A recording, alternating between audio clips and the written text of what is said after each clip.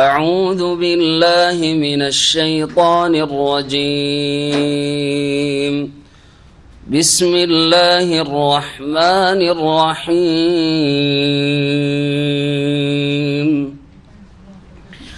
وما قدروا الله حق قدره إذ قالوا ما أنزل الله على بشر من شيء قل من أنزل الكتاب الذي جاء به موسى نورا وهدى للناس تجعلونه قراطيس تبدونها وتخفون كثيرا وعلمتم ما لم تعلموا أنتم ولا آباؤكم قل الله ثم ذرهم في خوضهم يلعبون. وهذا كتاب أنزلناه مبارك مصدق الذي بين يديه ولتنذر أم القرى ومن حولها والذين يؤمنون بالآخرة يؤمنون به وهم على صلاتهم يحافظون. ومن أظلم ممن افترى على الله كذبا أو قال أوحي إلي ولم يوح إليه شيء ومن قال سأنزل مثل ما أنزل الله ولو ترى إذ الظالمون في غمرات الموت والملائكة باسطوا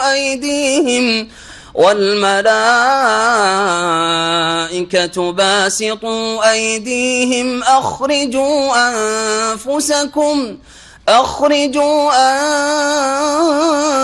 أنفسكم اليوم تجزون عذاب الهون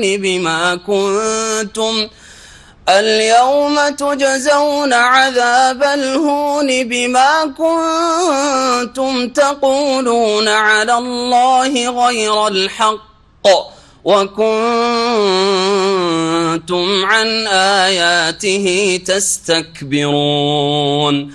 ولقد جئتمونا فرادا كما خلقناكم أول مرة وتركتم ما خولناكم وراء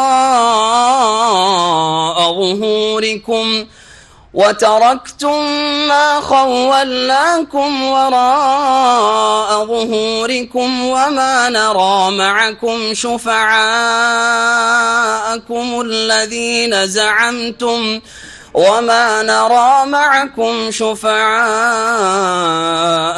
الذين زعمتم أنهم فيكم شركاء لقد تقطع بينكم وضل عنكم ما كنتم تزعمون. إن الله فالق الحب والنوى يخرج الحي من الميت ومخرج الميت من الحي ذلكم الله فأنى تؤفكون. فالق الإصباح وجعل الليل سكنا والشمس والقمر حسبانا ذلك تقدير العزيز العليم. وهو الذي جعل لكم النجوم لتهتدوا بها في ظلمات البر والبحر قد فصلنا الآيات لقوم يعلمون. وهو الذي أنشأكم من نفس واحدة وهو الذي أنشأكم من نفس واحدة فمستقر ومستودع قد فصلنا الآيات لقوم يفقهون وهو الذي أنزل من السماء ماء فأخرجنا به نبات كل شيء فأخرجنا منه خضرا نخرج منه حبا متراكبا ومن النخل من طلعها قنوان دانية وجنات من أعناب والزيتون والرمان مشتبها وغير متشابه انظروا إلى ثمره إذا أثمر وينعه إن في ذلكم لآيات لقوم يؤمنون وجعلوا لله شركاء الجن وخلقهم وخرقوا له بنين وبنات بغير علم سبحانه وتعالى عما يصفون بديع السماوات والأرض أنى يكون له ولد ولم تكن له صاحبة وخلق كل شيء وهو بكل شيء عليم ذلكم الله ربكم لا إله إلا هو خالق كل شيء فاعبدوه وهو على كل شيء وكيل لا تدركه الأبصار وهو يدرك الأبصار وهو اللطيف الخبير. السلام عليكم ورحمة الله وبركاته. بسم الله الرحمن الرحيم الحمد لله رب العالمين والصلاة والسلام على سيد المرسلين نبينا محمد وعلى آله وصحبه أجمعين أما بعد فأعوذ بالله من الشيطان الرجيم وما قدر الله حق قدره إذ قالوا ما أنزل الله على بشر من شيء قل من أنزل الكتاب الذي جاء به موسى نورا وهدى للناس تجعلونه قراطيس تبدونها وتخفون كثيرا وعلمتم ما لم تعلموا أنتم ولا آباؤكم قل الله ثم ذرهم في خوضهم يلعبون. আল্লাহ পাকের সমস্ত প্রশংসা যে আল্লাহ পাক রব্বুল আলামিন সর্বশক্তিমান, যার যথাযথ মর্যাদা অধিকাংশ মানুষ দিতে সক্ষম হয়নি। সে আল্লাহ পাকের যাবতীয় প্রশংসা যে আল্লাহ পাক রব্বুল আলামিন সমস্ত রকমের ত্রুটি মুক্ত, আর আল্লাহ পাকের সৃষ্টি যত রয়েছে সবকিছুই হচ্ছে ত্রুটিযুক্ত। সালাত এবং সালাম নাযিল নবী মুহাম্মদুর রাসূলুল্লাহ সাল্লাল্লাহু আলাইহি ওয়াসাল্লামের প্রতি, যিনি আল্লাহ পাকের মর্যাদা সম্পর্কে মানব জাতিকে সঠিক জ্ঞান দেওয়ার উদ্দেশ্যে শেষ রাসূল হয়ে প্রেরিত হয়েছেন। আমাদের তাফসীর হবে সূরা আনআমের আয়াত নম্বর 91 থেকে। মহান আল্লাহ এই আয়াতে প্রিয় নবী মুহাম্মদুর রাসূলুল্লাহ সাল্লাল্লাহু আলাইহি ওয়াসাল্লাম যে মানুষ এবং যুগে যুগে আল্লাহ মানুষকেই রসুল করে পাঠিয়েছেন, আদম সন্তান থেকেই নবী রসুল করেছেন। আর এটি এমন একটি হক সত্য যেই কথাটি মানতে অধিকাংশ কাফের মুশরিক অস্বীকার করেছে, যে আমাদের মতোই মানুষকে কিভাবে আমরা রসুল হিসাবে মানি। অথচ আল্লাহ পাক রব্বুল মানব জাতিকে বোঝানোর জন্য, শিক্ষা দেওয়ার জন্য তাদের মধ্য থেকেই হেদায়েত দানকারী নবী রসুল মনোনীত করেছেন। মহান আল্লাহ ইরশাদ করেছেন, ওমা কাদারুল্লাহ হাক্কা কদরিহ, তারা অর্থাৎ মুশরিকরা, কাফির, অবাধ্যরা, অস্বীকারীরা, ফাসে গুনাহগাররা, যারা আল্লাহ পাক রব্বুল আলামিনের সাথে শরীক করে অথবা আল্লাহ পাক রব্বুল আলামিনকে অথবা তার সত্তাকে, তার গুণকে তার ইবাদত বন্দেগীকে অস্বীকার করে, তার আদেশ নিষেধকে অস্বীকার করে, অথবা আল্লাহ পাক রব্বুল আলামিন ইবাদত বন্দেগী যারা যথাযথ পালন করে না, সকলেই এই কথাই শামিল, তারা যথাযোগ্য আল্লাহ পাকের মর্যাদা দান করেনি, আল্লাহ পাকের মূল্যায়ন করেনি। কদর মানে হচ্ছে মূল্যায়ন করা, মর্যাদা দান করা। যেমন মর্যাদা মহান আল্লাহ রয়েছে, তার মর্যাদা দান করা উচিত, সেটা করেনি ওই সব লোকেরা, কাফের, মুশরিক, মুনাফিক এবং মুসলিম সমাজের গুনাহগার, আল্লাহ পাক রব্বুল আলামিনের যারা নাফরমানি করে থাকে ইচ্ছা করে আর সংশোধন করে না, অথবা অনিচ্ছাকৃত হলে তারা তওবা করে নিজেদের সংশোধন করে না, তারা আল্লাহর যথাযোগ্য মর্যাদা দেয়। তাহলে বিশাল একটি দল মানুষ এবং জিনের এই আয়াতের আওতাভুক্ত, আল্লাহ পাকের মর্যাদা যেমন দেওয়া উচিত হাক্কা কাদরিহি তারা দেয় না। একমাত্র আল্লাহ পাকের যথাযোগ্য মর্যাদা দান করে কারা? যারা আল্লাহ পাক রব্বুল আলামিনের তাওহীদ প্রতিষ্ঠা করে, রাসূলুল্লাহ সাল্লাল্লাহু আলাইহি সাল্লামের সত্যিকার অনুসরণ করে, কারণ তার অনুসরণ ছাড়া কোনো ইবাদত বন্দেগী ভালো কাজ কবুল হয় না এবং পাপ থেকে বাঁচা যায় না। এই জন্য আল্লাহ পাক নবী রাসূল পাঠিয়েছেন। তাহলে তাওহীদ প্রতিষ্ঠাকারী, কোরআন সুন্নাহর অনুসারী, নবী করিম সাল্লাল্লাহু আলাইহি সাল্লামের ইত্তেবা অনুসরণকারী, আর যারা আল্লাহ পাকের ফরজ ওয়াজিব আদায় করে, হারাম নাজায়েজ থেকে বেঁচে থাকে, তারাই একমাত্র যথাযোগ্য মর্যাদা দান করে। এই বিষয়টি এত গুরুত্বপূর্ণ যে কোরআনে কারীমের 3টি জায়গায় 3 সূরাতে একই বাক্যে আল্লাহ উল্লেখ করেছেন। এখানে সূরা আনামের আয়াত নম্বর 91, সূরা হজে রয়েছে এবং সূরা জুমারেও রয়েছে। চিন্তা করুন, অনেকে হয়তো এই বিষয়টিকে স্পষ্ট বুঝতে পারবেন না যে মুসলিম কি করে আল্লাহর কদর করেন, আল্লাহর যথাযোগ্য মর্যাদা দেয় না।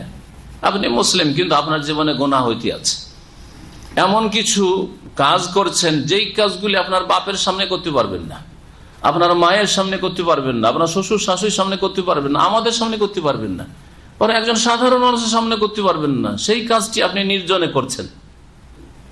আর আজকে এই ইন্টারনেটের ফিতনার যুগে জি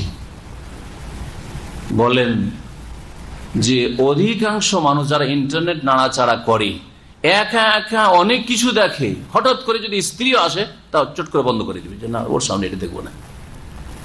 ছেলে মেয়ে দেখছে, বাপের সামনে বন্ধ করে দিবে, বাপ দেখছে, মা দেখছে, ছেলে মেয়ে আসলে পট করে বন্ধ করে দিবে। টিভি হোক অথবা ইন্টারনেট হোক, চট করে বন্ধ করে দিচ্ছে। কেন? কেন? লজ্জা লাগে বাপকে বলে, মাকে বলে, ছেলে মেয়ে ভাববে যে বাপ মা এই জিনিসটা দেখছে, হ্যাঁ, বা সাথী বন্ধু ভাবে যে আরে এই নামাজি লোক আবার এইরকম জিনিস দেখছে, দাড়িওয়ালা মানুষ আবার এই জিনিসটা দেখছে, লজ্জা পাবে, চট করে ওটাকে চোখের আড়ালে করে দিলেন, এদিক সেদিক টান দিয়ে দিলেন। চিন্তা করেন আপনি যে এই কাজগুলি সব আল্লাহর সামনে হচ্ছে না? হচ্ছে না? না আল্লাহ দেখেন না? না আল্লাহ জানতে পারে না? না তিনি কি আলিম না? তিনি কি খাবির না? সূক্ষ্ম খবর রাখেন না? তিনি কি সবকিছু সম্পর্কে জ্ঞানী? হ্যাঁ, তিনি বাসির, সর্বদ্রষ্টা, সবকিছু দেখেন না? আল্লাহর সামনে তো করতে সাহস পাচ্ছেন, কিন্তু ছেলের সামনে করতে সাহস পাচ্ছেন না। আল্লাহর সামনে করতে সাহস পাচ্ছেন, কিন্তু সাথী বন্ধুদের সামনে না, রে এত খারাপ ছবি আমি দেখছি চট বন্ধ কর। এই পাপগুলি শুধু যারা অহরহ গুনাহ করে তাদের দ্বারা নয়, বরং যারা 5 ওয়াক্ত নামাজি তারাও এই ইন্টারনেটের ফিতনার যুগে করতে আছে, লুকিয়ে লুকিয়ে বহু পাপ করছেন। তাহলে আপনি কি আল্লাহ পাকের কদর করছেন হাক্কা কাদরি কদর করার মতো?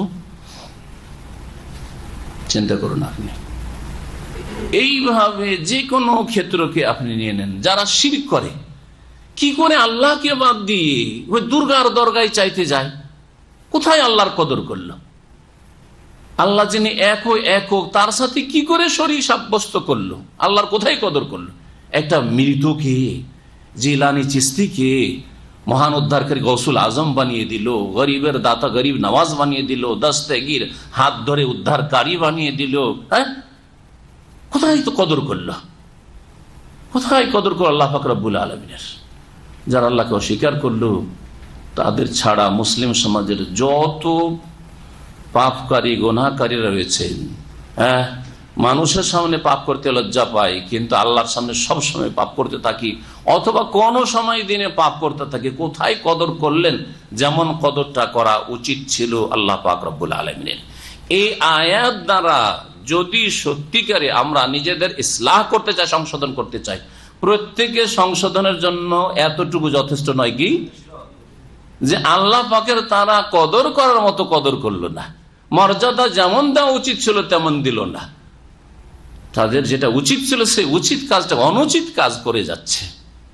তো এইরকম যদি আমাদের মুসলিম জীবন হয়, তাহলে আল্লাহ পাক রব্বুল আলামিনের কাছে হাজিরা দিয়ে আল্লাহ বলবে, তোর বাপকে লজ্জা করেছিলি, তোর ছেলেকে লজ্জা করেছিলি, তোর স্ত্রীকে পর্যন্ত লজ্জা করেছিলি, যে না স্ত্রীর সামনে দেখবো না, কি ভাববে, হ্যাঁ, কিন্তু আমাকে তো লজ্জা করিসনি তুই।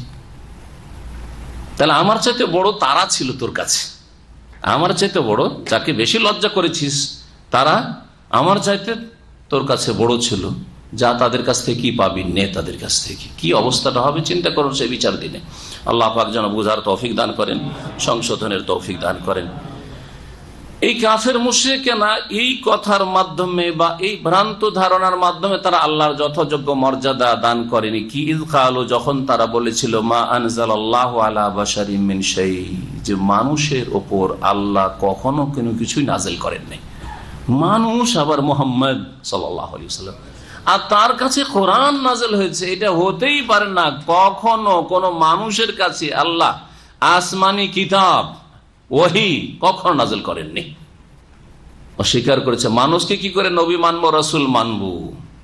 তাহলে এটা আল্লাহ পাকের মর্যাদাকে ক্ষুণ্ণ করা, মর্যাদা না দেওয়া, ঠিক না? তাহলে মুসলিম সমাজে যারা বলছে যে নবী মানুষ না, নবী নূরের পয়দা, মানুষ কিসের পয়দা? হ্যাঁ, মাটির পয়দা। আল্লাহ কোরআনের 2টি জায়গায় বলেছে ইন্নী খালিকুম বাশারাম মিন তিন, আমি মানুষকে বাশারকে সৃষ্টি করব মিন তিন, কাদা মাটি থেকে। তাহলে বাশার নিশ্চিত কোরআন দ্বারা প্রমাণিত কি থেকে তৈরি? তিন, মাটি থেকে, রসাল মাটি থেকে, কাদা থেকে তৈরি। আর নবীকে এখানে বাশার বলা হচ্ছে। তাহলে 2টি আয়াতের, এই 2 রকমের আয়াতের সমন্বয় করলে নবী মুহাম্মদ রাসূলুল্লাহ সাল্লাল্লাহু আলাইহি ওয়াসাল্লাম বাশার ছিলেন, এক আয়াত প্রমাণ করলো। আর বাশার কি থেকে তৈরি? মাটি থেকে তৈরি, কোরআন বলছে। আর যারা বলছে নূর থেকে তৈরি, তারা কোরআন অস্বীকারী নয়। কোরআন অস্বীকার করলে আল্লাহর মর্যাদা দিল, আল্লাহর কিতাবের মর্যাদা দিল, আল্লাহ পাকের কালাম বাণীর মর্যাদা দিল। আমার কথা যদি মর্যাদা না দেন, তো আপনি যদি নিজেকে বেয়াদবি মনে করেন, আপনি বাপ মায়ের কথা যদি মর্যাদা না দেন, তো বড়ই বেয়াদবি মনে করেন, আপনি নিজে বেয়াদব হন, তাহলে আল্লাহ পাকের কথার যারা মর্যাদা দিল না, তারা কত বড় বেয়াদব চিন্তা করুন। আর কত বড় অমান্যকারী, অস্বীকারী। কোরআন অস্বীকার করা কি ইসলাম? যে নবী নূরের পয়দা? আল্লাহ পাক যেন বুঝার তৌফিক দান করেন। এইভাবে মুসলিম জাতির বড় একটা জাতি গুমরাহ হয়েছে যে নবী নূরের পয়দা, নবী মাটির পয়দা নয়, অথচ নবী বাশার। আর বাশার কিসের পয়দা?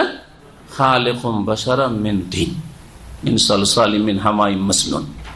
জি, গন্ধযুক্ত দীর্ঘদিন কাদা, যদি কাদা হয়ে থাকে তো থেকে গন্ধ হয়, ওইরকম মাটি থেকে আল্লাহ পাক পয়দা। কুল, হে নবী তাদেরকে বলো, যদি এই কোরআন মুহাম্মদ সাল্লাল্লাহু আলাইহি ওয়াসাল্লামের উপর মানুষ তিনি তার উপর এসেছে এটা অস্বীকার করো মক্কার মুশরিকরা, তাহলে বলো হে ইহুদিরা, তোমরা যদি অস্বীকার করো, তাহলে এখানে ইহুদিদেরকেও সম্বোধন করা হয়েছে, আর বিশেষ করে মক্কার লোকদেরকে সম্বোধন করা হয়েছে। কারণ সূরা হচ্ছে মক্কি সূরা, মান আনজালাল কিতাব আল্লাযী জা বিহি মূসা। তাহলে সেই কিতাবকে, সেই গ্রন্থকে কে নাজিল করেছেন? আল্লাযী জা বিহি মূসা, যেই কিতাব নিয়ে মূসা আলাইহিস সালাম এসেছিলেন, নূরান, যেটি ছিল আলো। তাহলে মূসা আলাইহিস সালাম যে কিতাব নিয়ে, সেই কিতাবের নাম কি? তাওরাত। তাওরাত কি ছিল? কোরআন বলছে আলো, নূর। তাহলে তাওরাত কি নূরের পয়দা? কোরআনে শুধু নূর বললে নূরের পয়দা হয়ে যায়, এটা হচ্ছে বিদআতীদের কথা। কাদ জাআকুম মিনাল্লাহি নূরুন, আল্লাহর পক্ষ থেকে তোমাদের কাছে নূর এসেছে, দেখো দেখো কোরআনে আছে নবী নূরের পয়দা। এইভাবে গুমরাহ করে আমাদের বিদআতী মুল্লারা। তো বলেন যে এখানে তাওরাতকে নূর বলা হয়, তাওরাত কি নূরের পয়দা? তাহলে এই নূর বলতে কি নূর বোঝানো হয়েছে? হেদায়েতের নূর, দিক নির্দেশনা, জান্নাতের পথ দেখাবার আলো। না হলে অন্ধকারে মানব জাতি থেকে যেত। তাওরাতের মাধ্যমে জান্নাতের রাস্তায় নূর, আলো দেওয়া হয়েছে, আলোকিত করে দেওয়া হয় জান্নাতের রাস্তাকে। ঠিক তেমনি কোরআনে কারীম আনজালনা ইলাইকুম নূরাম মুবিনা, তোমাদের উদ্দেশ্যে সুস্পষ্ট নূর নাজিল, কোরআন কেউ নূর বলা হয়েছে, তো কোরআন কি নূর? অন্ধকার করে দেন, অন্ধকার ঘরে কোরআন থেকে কি লাইট জ্বলবে নাকি যে কোরআন নূরের পয়দা? হ্যাঁ, আর কোরআন কি নূরের পয়দা? কোরআন নূর না। কোরআন যখন নূর নয়, হ্যাঁ, কিসের নূর নয়? নূর মানে যে আলো, হ্যাঁ, নূর থেকে পয়দা নয়, বরং কোরআন হচ্ছে হেদায়েতের নূর, জান্নাতের রাস্তা দেখাবার আলো। ঠিক তেমনি প্রিয় নবী মুহাম্মদ রাসূলুল্লাহ সাল্লাল্লাহু আলাইহি ওয়াসাল্লাম এই অর্থেই নূর, কোরআনের ভাষায়, হ্যাঁ, হাদিসের ভাষায় যদি থাকে নূর বলা, কিসের নূর? তিনি হেদায়েতের নূর। তিনি সৃষ্টিগত হিসাবে নূরের পয়দা না। যেই ব্যক্তি বলবে সৃষ্টিগত নবী নূরের পয়দা, সেই ব্যক্তি কোরআনকে অস্বীকার করলো। আর কোরআন অস্বীকার করলে মুসলিম থাকে না থাকে না, সেই বিচারটা আপনাদের উপর ছেড়ে দিলাম। ওয়াহুদাল লিন্নাস, আর এই তাওরাত মুসা আলাইহিস সালামের প্রতি নাজিলকৃত কিতাব মানব জাতির উদ্দেশ্যে হেদায়েতকারী ছিল, দিক নির্দেশের দানকারী ছিল। যতদিন পর্যন্ত তাওরাত অবিকৃত ছিল আর তাওরাতকে মানসুখ, রহিত করা হয়নি। আর যখন তাতে বিকৃতি এসছে, কোরআনে কারীম নাযিল করে আল্লাহ পাক আগের কিতাবকে, তাওরাত, ইনজিল, জবুর এগুলিকে রহিত করে দিয়েছেন, তখন সেটি নূর হিসাবে যথেষ্ট না। তখন আল্লাহ পাক শেষ নূর পাঠিয়ে দিয়েছেন, সেটা হচ্ছে কোরআনুল কারীম। তাই যে আলুনাহু কারাতিসা, সেটাকে তোমরা বিভিন্ন কাগজে লিপিবদ্ধ করেছিলে। কিরতাসের জমা বহু বচন হচ্ছে কারাতিস। কিরতাসন মানে কাগজপত্র, কাগজ পৃষ্ঠা পাতা। তো কাগজের পাতাই তোমরা লিখে রেখেছিলে। তাওরাত কাগজের পাতায় পাতায়। কাগজ মানে জরুরি নয় যে আজকালকার বর্তমান যুগের কাগজ, যাতে লিখা হয়, সেই যুগে যাতে লিখা হয়, তো সেটা পাথরে হোক অথবা চামড়ায় হোক আর গাছের বাকলে হোক, যেভাবে হোক না কেন। নবী করিম সাল্লাল্লাহু আলাইহি ওয়াসাল্লামের যুগে 1400 বছর আগেই যখন কোরআন কারীম প্রথম লেখা হয়, তখন এগুলিতে লেখা হয়েছে, ঠিক না?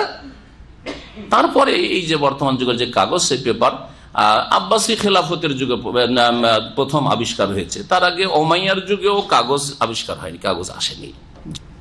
ইহুদিরা করত কি? তাহলে এই আয়াতে প্রথম দিকে আলোচনা করা হয়েছে মক্কার মুশরিক সম্পর্কে, আর তারপরে তখন ইহুদিদের সম্পর্কে আলোচনা করা হয়েছে। এটা একটি মত তাফসীরকারদের। আর একটি মত হচ্ছে যে পুরো আয়াতটা ইহুদিদের সম্পর্কে নাযিল হয়েছে। তৃতীয় মত হচ্ছে যে না, পুরো আয়াতটি হচ্ছে মক্কার মুশরিকদের সম্পর্কে, এখানে ইহুদিদের কথা নেই। কারণ তাদের যুক্তি যে সূরা হচ্ছে মক্কি সূরা। এখানে যদি বলা হয় যে এই অংশটুকু ইহুদিদের সম্পর্কে বলা হয়েছে, যদিও প্রথম দিকে সম্বোধন করা হয়েছে মক্কার মুশরিকদের, আর মক্কার মুশরিকরা ইহুদিদের পাশাপাশি বসবাস করত। মদিনায় ইহুদিরা ছিল, আর তাদের সাথে তাদের চলাফেরা ছিল, ব্যবসা বাণিজ্যের সম্পর্ক ছিল। ইহুদিদের যে একটি খারাপ আচরণ, সেটা হচ্ছে তাদের ধর্মে বিকৃতি ঘটানো, কিতাবে তাওরাতে রদবদল করা। কিভাবে? যেটা মনের উল্টা মাসলা, সেটাকে কি করো? লুকিয়ে রেখে দাও। আর যেটা সুবিধাজনক, সেটাকে কি করে দাও? প্রকাশ করো। বরং সংযোজন করা, তাহরিফ, এটাও শামিল। যেটা নেই কিন্তু এটা নিজের স্বার্থে রয়েছে, বাড়িয়ে দেওয়া, সেটা অ্যাড করে দেয়। যেমন মুসলিম সমাজ আজকাল বিদাত, হ্যাঁ, মিষ্টি মিষ্টি সুন্নাত, বিদাত গুলি হচ্ছে মিষ্টি সুন্নাত, সব তাদের মজা লাগে। হ্যাঁ, হালুয়া রুটি খেতে মজা লাগে, বলে এটা নবী সাল্লাল্লাহু আলাইহি ওয়াসাল্লাম দাঁত ভাঙার পরে ওহুদে কিছুই খেতে পারছিলেন না, কি খেয়েছিলেন? হালুয়া খেয়েছিলেন। এটা হচ্ছে মিষ্টি সুন্নাত। আর তার আগে কষ্টের সুন্নাত হচ্ছে দাঁত ভাঙা। তো বিদাতিকে বলেন যে দাঁত ভেঙে দাও, আর দাঁত ভাঙার পরে মিষ্টি খাও, ঠিক না? তো মিষ্টি সুন্নাত পালন করতে হবে, আর তিতা সুন্নাত পালন করতে হবে, যদি সেটা সুন্নতি হয়। আর আমাদের কাছে যেহেতু এটা সুন্নত নয়, সুতরাং আমাদের কোনোটাই করা লাগবে না। হালুয়া খাওয়া লাগবে না, আর আমাদেরকে দাঁত ভাঙা লাগবে না। বিদাতিদের দাঁত ভাঙা লাগবে আগে। ইহুদিরা তাই করতো। আল্লাহ বলছেন তাজআলুনাহু, কোন কোন কিরাতে এজন্য ইয়াজআলুনাহু কারাতিসা ওয়া ইউবদুনা, হ্যাঁ, ওয়া ইউখফুনা কাসীরা। এইরকম হইলে অর্থ বুঝতে একটু সুবিধা। যে মক্কার মুশরিকরা, তারা মানে ইহুদিরা এইরকম, যাদের জন্য কিতাব নাযিল, যারা কিতাবের প্রতি ঈমান নিয়ে এসেছিল, মানে তাওরাতের প্রতি, তারা এইরকম কাজটা করতো। তাজআলুনাহু কারাতিসা, হে ইহুদিরা তোমরা কি করেছিলে? সেগুলিকে বিভিন্ন কাগজে লিপিবদ্ধ করেছিলে। আর তুবদুনাহা, সেগুলির কিছু অংশ প্রকাশ করতে। ওয়া তুখফুনা কাসীরা, অধিকাংশ বিষয়গুলি তোমরা গোপন করতে, লুকিয়ে রাখতে। যেমন নবী করিম সাল্লাল্লাহু আলাইহি ওয়াসাল্লামের জামানার ঘটনা, মদিনায় ইহুদিদের একটা জেনার ঘটনা, ব্যভিচারের ঘটনা এসছে। তখন নবী করিম সাল্লাল্লাহু আলাইহি ওয়াসাল্লাম বলছেন যে দিন ইসলামের বিধান হচ্ছে, আমার কাছে বিচার নিয়ে এসছো, দিন ইসলামের বিধান হচ্ছে কি করতে হবে? বিবাহিত হলে রজম করতে, সংসার করতে, পাথর মেরে শেষ করতে হবে। তখন তারা বলছে যে আমাদের ধর্মে তো নাই। নবী সাল্লাল্লাহু আলাইহি ওয়াসাল্লাম জানতেন না তাদের ধর্মে তাওরাতেও রজম আছে, নিয়েছো তোমাদের তাওরাত, সেটাকে লুকিয়ে রেখেছে, ঢেকে রেখেছে, আর বাকিটা পড়ছে। তো এই ছিল তাদের আচরণ। রজমের আয়াত কি? গোপন রাখা, তুখফুনা কাসীরা, তোমরা অনেক কিছুকে গোপন রাখতে। এইরকমই নবী করিম সাল্লাল্লাহু আলাইহি ওয়াসাল্লাম সম্পর্কে যে ভবিষ্যৎবাণীগুলি তাওরাতে, ইনজিলে, বাইবেলে রয়েছে বা ছিল, অবিকৃত বাইবেলে অনেক কিছুই ছিল যেগুলো বিকৃত করে সরিয়ে ফেলেছে। আর বিকৃত হইলেও তাতে অনেক তাওহীদের কথা এবং রিসালাতের কথা, শেষ নবী সাল্লাল্লাহু আলাইহি ওয়াসাল্লামের মুবাশশিরাত, সুসংবাদের কথা, ভবিষ্যৎবাণীর কথা রয়েছে। আর ওই সব আসমানি কিতাব থেকেই আর্যরা নিয়ে এসে বেদ রচনা করেছে, ঋগ্বেদ, অন্যান্য বেদেও তাওহীদের কথা, রিসালাতের কথা, শেষ নবী মুহাম্মদ রাসূলুল্লাহ সাল্লাল্লাহু আলাইহি ওয়াসাল্লামের কথা, তার সম্পর্কে ভবিষ্যৎবাণী, তিনি উঠে চাপবেন আর তার উম্মতরা খাতনা করা হবে, এসব কথা যে রয়েছে এগুলিকে ব্রাহ্মণরা, ধর্মগুরুরা হিন্দুদের আর অন্যান্য ধর্মে তারা কি রেখেছে? তুখফুনা কাসীরা, অনেক বেশি গোপন রাখতে তোমরা, লুকিয়ে রেখেছে। কারণ এগুলো জানলে গোমর ফাঁস হয়ে যাবে, গোমর ফাঁস হয়ে যাবে। আর এইরকম মুসলিম সমাজে যারা বিদআত করে, শিরক করে, তারা শিরকগুলিকে লুকিয়ে লুকিয়ে রেখেছে, লুকিয়ে লুকিয়ে রেখেছে। আর অন্ধভাবে জনগণ পড়াশোনা করে, যার ফলে অন্ধভক্তির কারণে তাদের ধর্মীয় পুস্তকগুলিতে যে বড় বড় শিরক আছে এগুলি বুঝতেই পারে না, বুঝতে পড়লেও বুঝতে পারে, না হলে ওগুলো পড়াই না, বাকিগুলো পড়ায়। আর ওইটা ওই কিতাবে ঠিকই রেখেছে, তাদের মুরব্বীদের এই শিরকি আকীদা, সুফিদের ওইসব ছিল আর আছেও। যদি এগুলি মুসলিম সমাজ জানতে পারে, কেউ জানিয়ে দেয়, তখন আর বরদাস্ত হয় না, আগুন লেগে যায়। চোখ খুলে দেওয়া হয়েছে যে তাদের ধর্মীয় পুস্তকগুলিতে শিরক আর বিদআতে ভরা। তারা হামিয়া নবী, আল্লাহ, হে আল্লাহর নবী রহম করুন, রহম করুন, যদি তবলিগি নিসাবে থাকে, ফাজাইল আমলে থাকে, এইরকম ভাবে উদাহরণস্বরূপ বললাম, এইরকম মকসুদুল মুমিনিনে, এইরকম যতগুলি কিতাব প্রচলিত দেশের কিতাব রয়েছে শিরক আর বিদআতে ভরা রয়েছে, শিরক আর বিদআতে ভরা রয়েছে। জি হ্যাঁ, যেগুলিকে তারা গোপন রাখে, মানুষের সামনে স্পষ্ট করে না। আর মানুষ ভুল ধর্ম পালন করে জাহান্নামের রাস্তায় জান্নাতের আশায় বসে থাকে, জান্নাতের আশা করে পরকালে নাজাতের জন্য মেহনত পরিশ্রম করছে, কিন্তু আমেলাতুন নাসিবা, কঠোর পরিশ্রম করে আমল করছে, তাসলা নারান হামিয়া, শেষ পরিণামে জ্বলন্ত আগুনে প্রবেশ করতে হবে।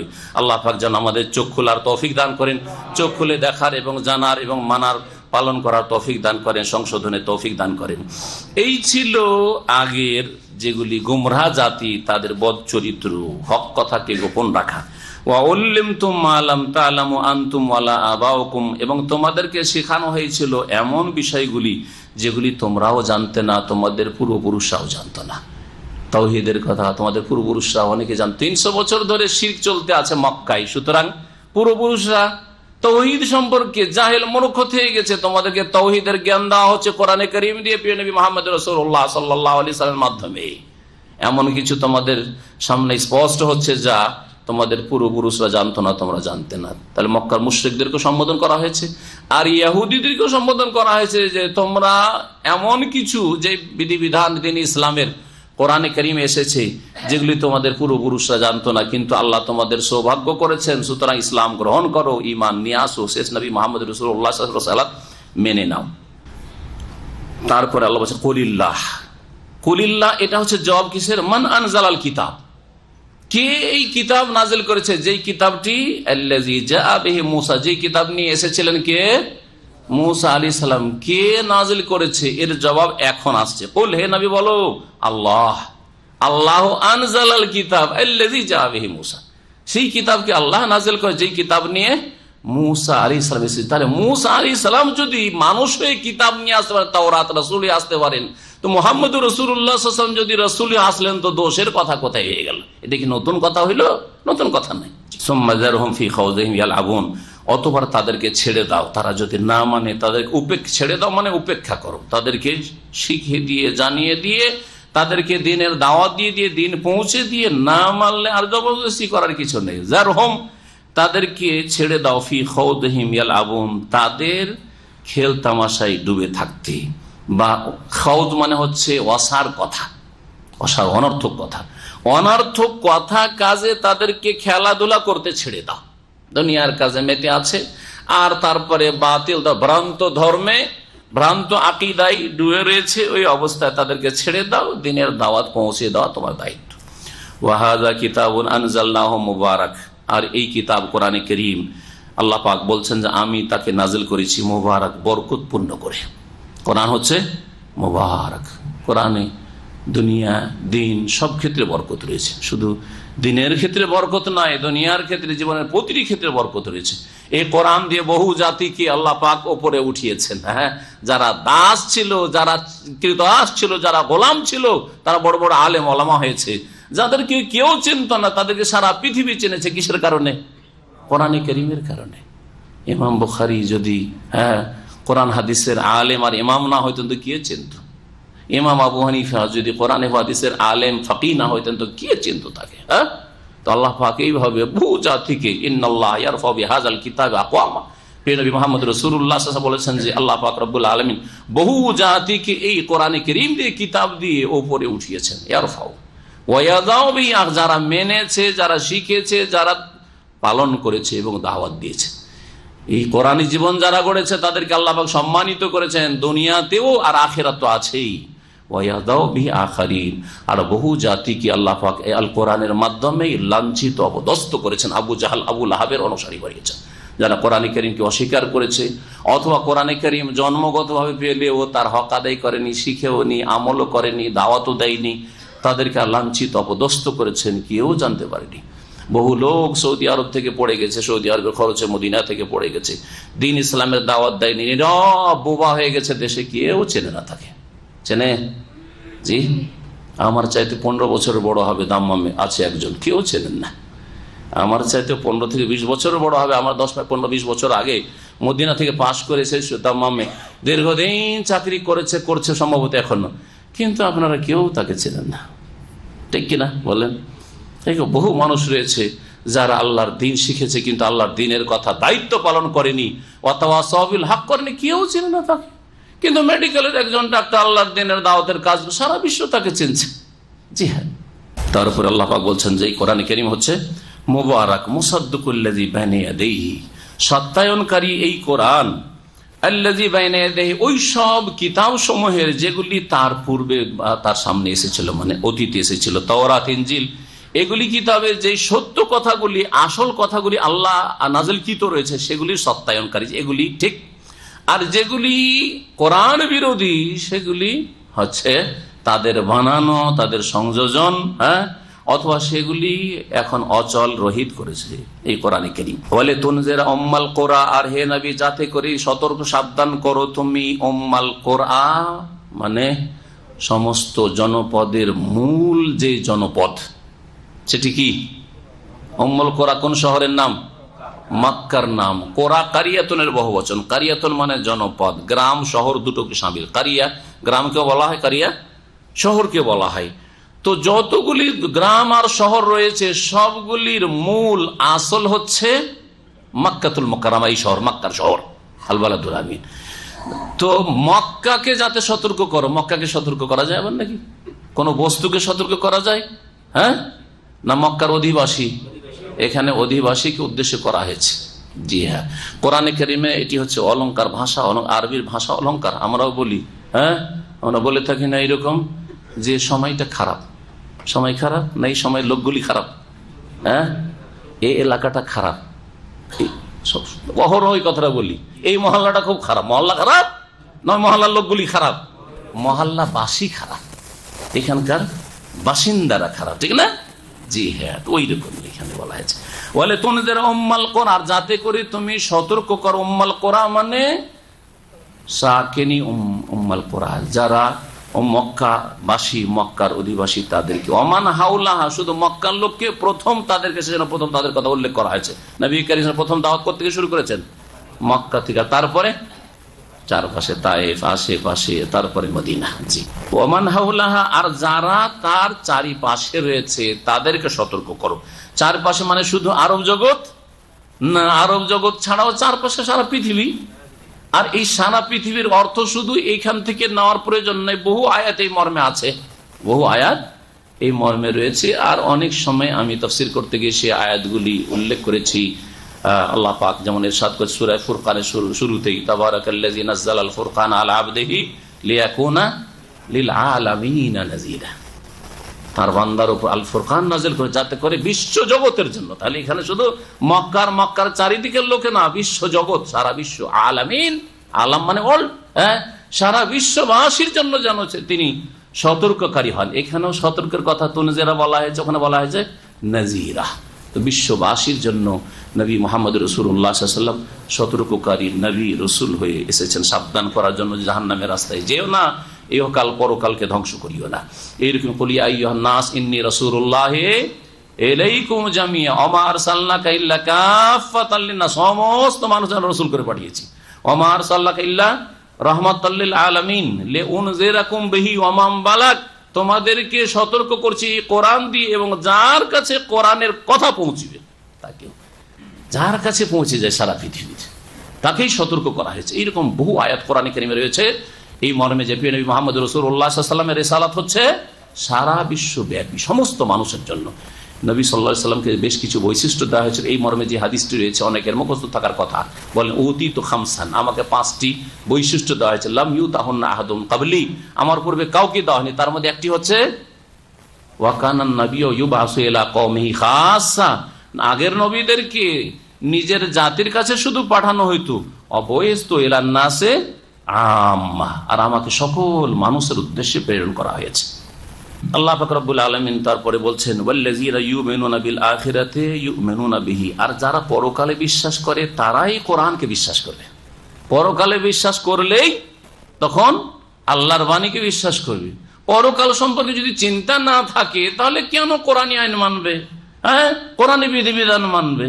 তাহলে গুরুত্বপূর্ণ বিষয়। এই জন্য প্রিয় নবী মুহাম্মদ রাসূলুল্লাহ সাল্লাল্লাহু আলাইহি ওয়াসাল্লামের অধিকাংশ হাদিসগুলিতে যেখানে ঈমানের কথা রয়েছে, মান কানা ইউমিনু বিল্লাহি ওয়াল ইয়াউমিল আখির, ঈমানের পিলার কয়টি?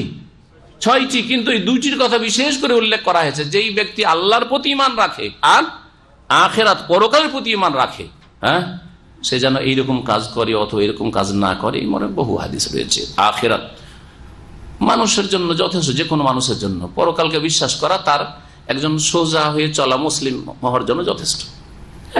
ডানে না বামেও না, আল্লাহর ইবাদত করবো, রাসূলের তরিকায় চলবো, কোনো আল্লাহর হক নষ্ট করবো না, নবীর হক নষ্ট করবো, বাপ মায়ের হক নষ্ট করবো না, আর ছেলে মেয়ের হক নষ্ট করবো না, আর কোনো মানুষের হক নষ্ট করবো না, কারো জুলম অত্যাচার করবো না।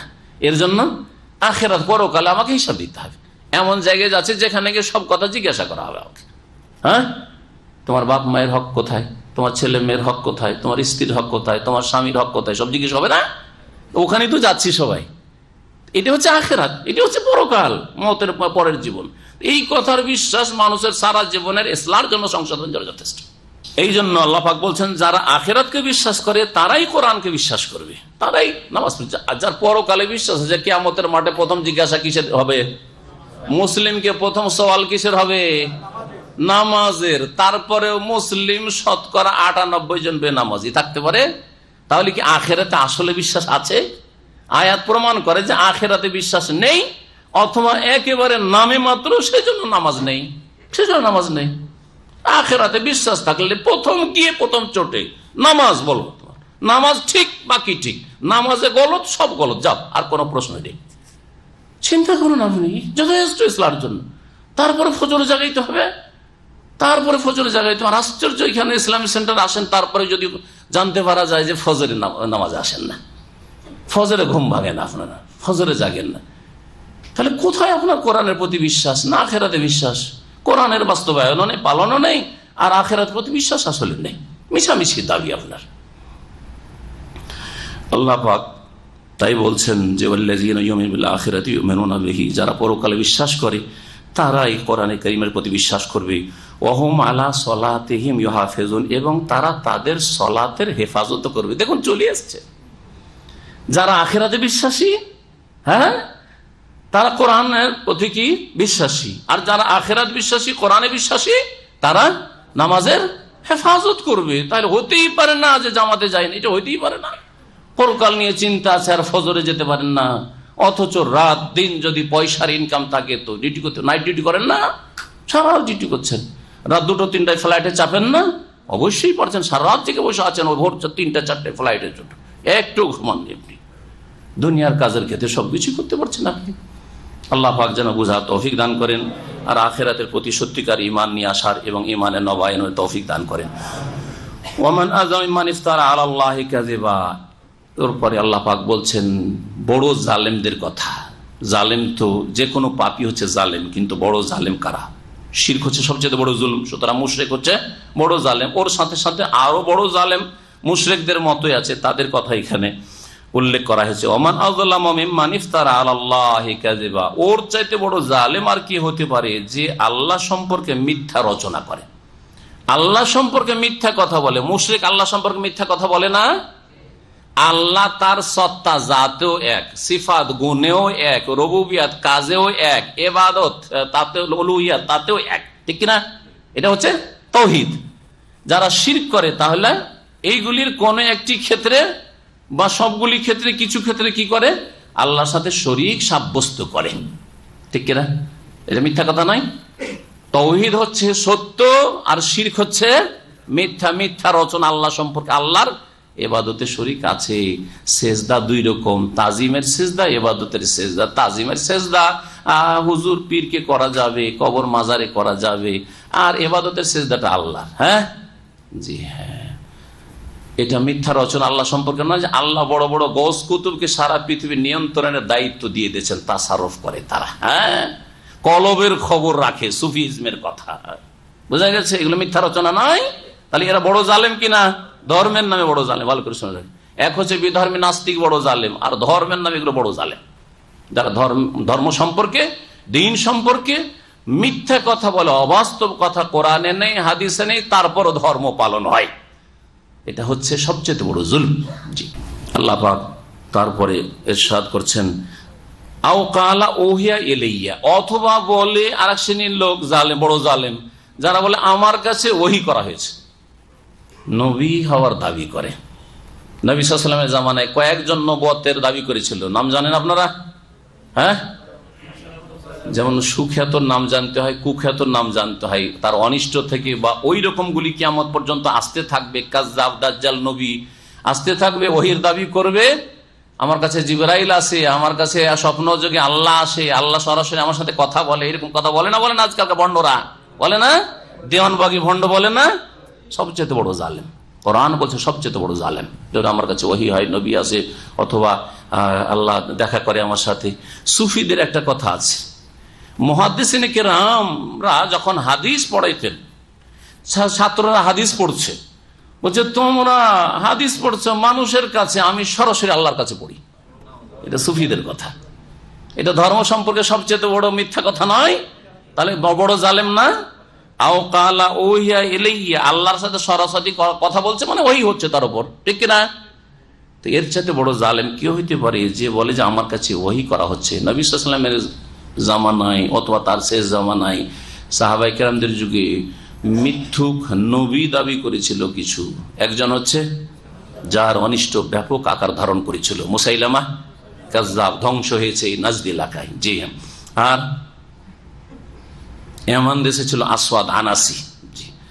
এক মহিলা বলছে নবী পুরুষ হবে না, কিন্তু নবী মহিলা হবে না, দলিল কোথায়? আউযুবিল্লাহ, বুঝছেন না? নবী পুরুষ নয় হবে না, কিন্তু আমি তো মহিলা মানুষ, আমি নবী হয়ে এসেছি। দেখছেন দলিল, যুক্তি কেমন? জি হ্যাঁ, যুক্তি। এই যুক্তিতে কিছুদিন নবুয়তের দাবি টাবি করে থাকলো, আর মুসাইলামা কাজ্জাব ওইদিকে পুরুষ নবী, এ মহিলা নবী, দুই নবীতে একবার সাক্ষাৎ হলো, তাদের জীবনীতে লিখেছে। সাক্ষাৎ হয়ে তাঁবুতে দেখা করে এমন জেনায় লিপ্ত হইল যে জেনা করতেই থাকলো, আর শেষ পর্যন্ত আলহামদুলিল্লাহ আল্লাহ পাক রব্বুল আলামিনের রহমত হইলো। আল্লাহ ভালো জান মানুষের অন্তরের অবস্থা। ওই মহিলা সাজাহ, সে পরে হেদায়েত হয়ে মুরতাদ হওয়ার পরে তওবা করে ইসলাম আবার গ্রহণ করেছিল। জি হ্যাঁ, সব কিছু মিথ্যুক নবী দাবিকারীদের রয়েছে। তো এইরকম যুগে যুগে ভারত উপমহাদেশে পাকিস্তান মির্জা গোলাম আহমদ কাদিয়ানিরা, এই কাদিয়ানিরা এদের চাইতে বড় জালেম আর কি হইতে পারে যারা কাদিয়ানি অথবা মির্জা গোলাম আহমদ কাদিয়ানিকে মানে। ওদের এই মিথ্যুক মির্জা আর তাদের অনুসারী এরা বড় জালেম। এইরকমই পীরতন্ত্রের যতগুলি রয়েছে যে আমাদের কাছে আকাশ থেকে এলহামের নামে এলহাম হয়, কাশফাই, হ্যাঁ, এসব যে পরিভাষা রয়েছে, এদের চাইতে বড় জালেম আর তারা হইতে পারে?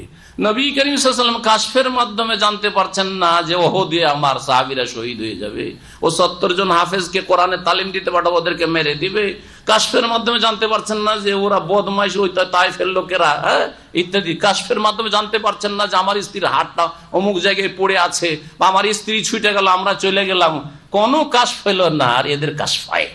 এদের চাইতে বড় জালেম আর কি হইতে পারে? এদের চাইতে বড় জালেম আর কি হইতে পারে? না, বুঝতে পারেন না? তারপরে কি অস্পষ্ট নাকি মিছা ধর্ম, যে মিছা ধর্ম চলছে পীরতন্ত্রের নামে? আল্লাহ পাক রব্বুল আলামিন তারপরে ইরশাদ করছেন, অথচ ওয়ালাম ইউহা ইলাইহি শাই, অথচ তার কাছে কোনো ওহী হয় না। নবী রাসূল ছাড়া কারো কাছে ওহী হয় না, আর কেউ ওহী হওয়ার দাবি করে আমার কাছে ওহী আছে। ওমান ক্বালা সাউনজিলু মিসলা মা আনজালাল্লাহ, আর ওর চাইতে বড় জালেম কি হইতে পারে যে বলে যে সাউনজিলু, আমিও অবতীর্ণ করতে পারবো, মিসলা মা আনজালাল্লাহ, আল্লাহর অবতীর্ণ করা কিতাবের মতো, গ্রন্থের মতো, অর্থাৎ এই কোরআনের মতো আমিও লিখে দিতে পারবো। হ্যাঁ, কোরআনের মতো বাক্য আমিও তৈরি করতে পারবো, এইরকম সূরা আয়াত আমিও তৈরি করতে পারবো। যদি এরকম বলে, ওর চাইতে বড় জালেম আর কি আছে? এই অন্তর্ভুক্ত যারা বলে কোরআন ভুলের ঊর্ধ্বে নয়, হ্যাঁ, কোরআন ভুলের ঊর্ধ্বে না ভাষার দিক থেকে বা অলঙ্কারের দিক থেকে, এইরকম কথা কিছু গুমরাহরা বলে মুরতাদ হয়েছে। জি, এদের চেয়ে বড় জালেম আর কি হইতে পারে? জি, ওয়ালাউ তারা, এই শ্রেণীর মানুষ আর এইরকমই যে কোনো পাপীদের মৃত্যুর মুহূর্তে কি ঘটে আল্লাহ এখন বয়ান করছেন। বলছেন, ওয়ালাউ তারা ইযিজ যালিমুনা ফি গামারাতিল মউত, তুমি যদি দেখতে হে নবী বা হে মানুষ, ইযিজ যালিমুনা ফি গামারাতিল মউত, যখন এইরকম জালেমরা আর সকল জালেমরা, যত শ্রেণীর জালেমরা রয়েছে, পাপীরা রয়েছে, তাদেরকে যদি দেখতে মৃত্যুর যন্ত্রণা, গামারা মানে সাকারাত, গামারাত মানে সাকারাত মানে মতের যন্ত্রণা, মৃত্যুর সময় যে যন্ত্রণা হয়, ওই যন্ত্রণা যদি তাদের দেখতে পেতে সচক্ষে, ওয়াল মালায়েকাতু বাসিতু আইদিহিম, আর ফেরেশতাগণ ওই সময় তাদের হাত বাড়িয়ে থাকে, হাত বাড়িয়ে তাদের রূহগুলি টান দেয়, মৃত্যু ঘটায়। আর ওই সময় ফেরেশতারা বলতে থাকে, আখরিজু আনফুসাকুম, আজকে তোমাদের আত্মাগুলি বের করো, কোথায় পালাপালি করছো, বেরিয়ে আসো, খবিস আত্মা। মুসনাদ আহমদের হাদিসে রয়েছে, ইয়া আইয়ুহাতুহান নাফসুল খাবিসা, হে নোংরা আত্মা, উখরুজি, বেরিয়ে আসো, ইলা গাযাবিল্লাহি ওয়া সাখাতি, আল্লাহর ক্রোধ, আল্লাহর গজব এবং আল্লাহর অসন্তুষ্টি, আল্লাহর আযাবের দিকে ফিরে আসো। কোথায় যাচ্ছ? পালাবার চেষ্টা করি, এদিক সেদিক ছোটাছুটি করে। আলিয়াউমা তুজজাউনা আযাবাল, আজকে তোমাদেরকে প্রতিদান দেওয়া হবে লাঞ্ছনাকর শাস্তির। লাঞ্ছনাকর শাস্তির আজকে মানে কোন দিন? কোন দিন? না, যখন মৃত্যু ঘটানো হচ্ছে, ভালো করে বুঝেন আয়াতটা, মৃত্যুর মুহূর্ত থেকে শুরু করে, তাহলে লাঞ্ছনাকর আযাব শুরু, লাঞ্ছনাকর আযাব শুরু। এটা কেন বললাম? এই আয়াত প্রমাণ করে কবরের জীবনের, বারজাখী জীবনের আযাবের। এই আয়াত হচ্ছে কিসের দলিল? হ্যাঁ, যে মওতের পরে অসৎ লোকদেরকে আযাব হয় কবরে দাফন করে। কবরের আযাব কেন বলা হয়? কারণ ইসলামের বিধান হচ্ছে যে মাইয়িতকে কি করো? মাটিতে দফন করো, কবর দাও, সেই জন্য কবর আযাব বলা হয়। না হলে কবর আযাব আসল না, বরং যেখানেই সেই মৃত ব্যক্তির মৃতদেহ থাক না কেন, আত্মা রয়েছে তার সিজ্জিনে অসৎ ব্যক্তি, আর সৎ ব্যক্তির আত্মা রয়েছে ইল্লিনে, আর সেই আত্মার সাথে দেহ যতদিন সরে পচে নিশ্চিন্ন হয়নি সম্পর্ক আছে। ঠিক ওই রকমই সম্পর্ক মানুষকে বোঝানোর জন্য, যেমন আল্লামা শাহ ওয়ালিউল্লাহ মহোদয় দলিল বুঝাচ্ছে, যেমন স্বপ্নের অবস্থায় স্বপ্ন দেখছি আর আমি ঘুমিয়ে আছি এক জায়গায়, আর স্বপ্নে চলে গেছি অন্য কোনো দেশে, দেখি না, এই সম্পর্কটাকে তো আমরা মানছি, বা এটা তো আমরা বিশ্বাস করছি যে স্বপ্ন দেখেছি, আর স্বপ্ন আমি গেলাম, সব দেখা সাক্ষাৎ করে আসলাম, যদিও প্র্যাকটিক্যালে দেখাননি, কিন্তু স্বপ্ন যোগে এগুলো সব হইল না। ঠিক তেমনি আত্মার সাথে মৃতদেহের সম্পর্ক থাকে, যেটাকে আযাবুল কবর বলা হয়েছে, বা নাইমুল কবর, নিয়ামত। সৎ লোক আল্লাহ ভীরুদের জন্য, মুমিনদের জন্য, সৎকর্মশীলদের জন্য আল্লাহর নিয়ামত রয়েছে কবরের জীবনে, বারজাখী জীবনে। আর অসৎ লোকদের জন্য কবরের জীবন আযাব রয়েছে, সেটা হচ্ছে বারজাখী জীবন। সে কবরে হোক, অথবা পানিতে ভাসিয়ে দেওয়া হয়েছে, অথবা জ্বালিয়ে দেওয়া হয়েছে, অথবা যে কোনো ভাবে মৃতদেহ কোথায় চলে গেছে, মাছের পেটে গেছে, অন্য কিছুর পেটে গেছে, হিংস্র জন্তু খেয়ে গেছে, আযাব হইতে থাকবে, যেখানে থাক আযাব হতে থাকবে, এটাকে বোঝানো হয়েছে। তাহলে কবরের আযাব আমরা যেটা বলতে চাইবো এখানে, সেটা কবর আযাব শুধু বলবেন না যে হাদিস দ্বারা প্রমাণিত। কি দ্বারা প্রমাণিত?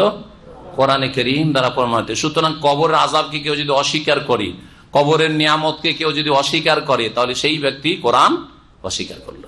আল্লাহ পাক তারপরে বলছেন, কেন এই লাঞ্ছনাকর আযাব? বিমা কুনতুম তাকুলুনা আলাল্লাহি গায়রাল হক, কারণ তোমরা আল্লাহ সম্পর্কে অবাস্তব কথা বলতে, গায়রাল হক সত্য কথা নয়, মিথ্যা কথা বলতে। ওয়া কুনতুম আন আয়াতিহি তাস্তাকবিরুন, আর আল্লাহর বিধানাবলী আয়াত সমূহ থেকে তোমরা অহংকার, আল্লাহর আয়াত সমূহের সামনে তোমরা অহংকার প্রদর্শন করতে। ওয়ালাকাদ জিতুমুনা ফুরাদা, যখন আল্লাহর সামনে হাজির হবে মৃত্যুর পরে, তখন আল্লাহ পাক বলবেন যে দেখো, ওয়ালাকাদ জিতুমুনা ফুরাদা, নিঃসন্দেহে আমার কাছে তোমরা এসেছো একাকী, সঙ্গহীন অবস্থায়, কোনো সঙ্গী সাথী নেই। থাকবে মওতের সময় কেউ যাবে সাথে? হ্যাঁ, কেউ যাবে না সাথে। কিয়ামতের দিনে ইন কুল্লু মান ফিস সামাওয়াতি ওয়াল আরদি ইল্লা আতির রহমান আবদা, তারপরে আল্লাহ বলছেন, তারপরে এক দুটি আয়াত পরে, ওয়া কুল্লুহুম আতিহি ইয়াউমাল কিয়ামাতি ফারদা, প্রত্যেক মানুষ কিয়ামতের মাঠে হাজির হবে ফারদান, একা একা। ওই যে ফারদ, এই ফারদের বহুবচন ফোরাদা বা ফারদাউনের বহুবচন ফোরাদা বললে বেশি ভালো, যেমন সাকরানুনের বহুবচন সোকারা, জি, কাসলানুনের বহুবচন কোসালা, ওই রকমই ফোরাদা হচ্ছে ফারদান। ওয়ালাকাদ জিতুমুনা ফুরাদা, তোমরা নিঃসঙ্গ অবস্থায়, সঙ্গহীন অবস্থায়, একাকী অবস্থায় আমার সামনে হাজির হবে। কামা খালাকনাকুম আউওয়ালা মাররা, যেমন তোমাদেরকে প্রথমবার সৃষ্টি করেছিলাম। মায়ের পেট থেকে যখন এসেছিলে একসাথে, হ্যাঁ, কয়েক ভাই একসাথে যায় নাকি? একাকী, আরে যমজ হলো একা একা এসেছেন, একা একা পৃথিবীতে এসেছেন। একা একা যেমন পৃথিবীতে এসেছেন, ঠিক তেমনি একা একা আল্লাহর সামনে হাজির হইতে হবে। আল্লাহ বলেন, ওয়াতারাকতুম মা খাওয়ালনাকুম ওয়ারাআ যুহুরিকুম, আর তোমরা পরিত্যাগ করে এসেছো, ছেড়ে এসেছো যা তোমাদেরকে প্রদান করেছে। খাওয়ালা মানে যা দেওয়া হয়েছিল, দিয়েছিলাম। ওয়ারাআ যুহুরিকুম, তোমাদের পেছনে, মানে দুনিয়াতে ধন সম্পদ, নেতৃত্ব, সুখের সামগ্রী সব ছেড়ে চলে এসেছে খালি হাতে।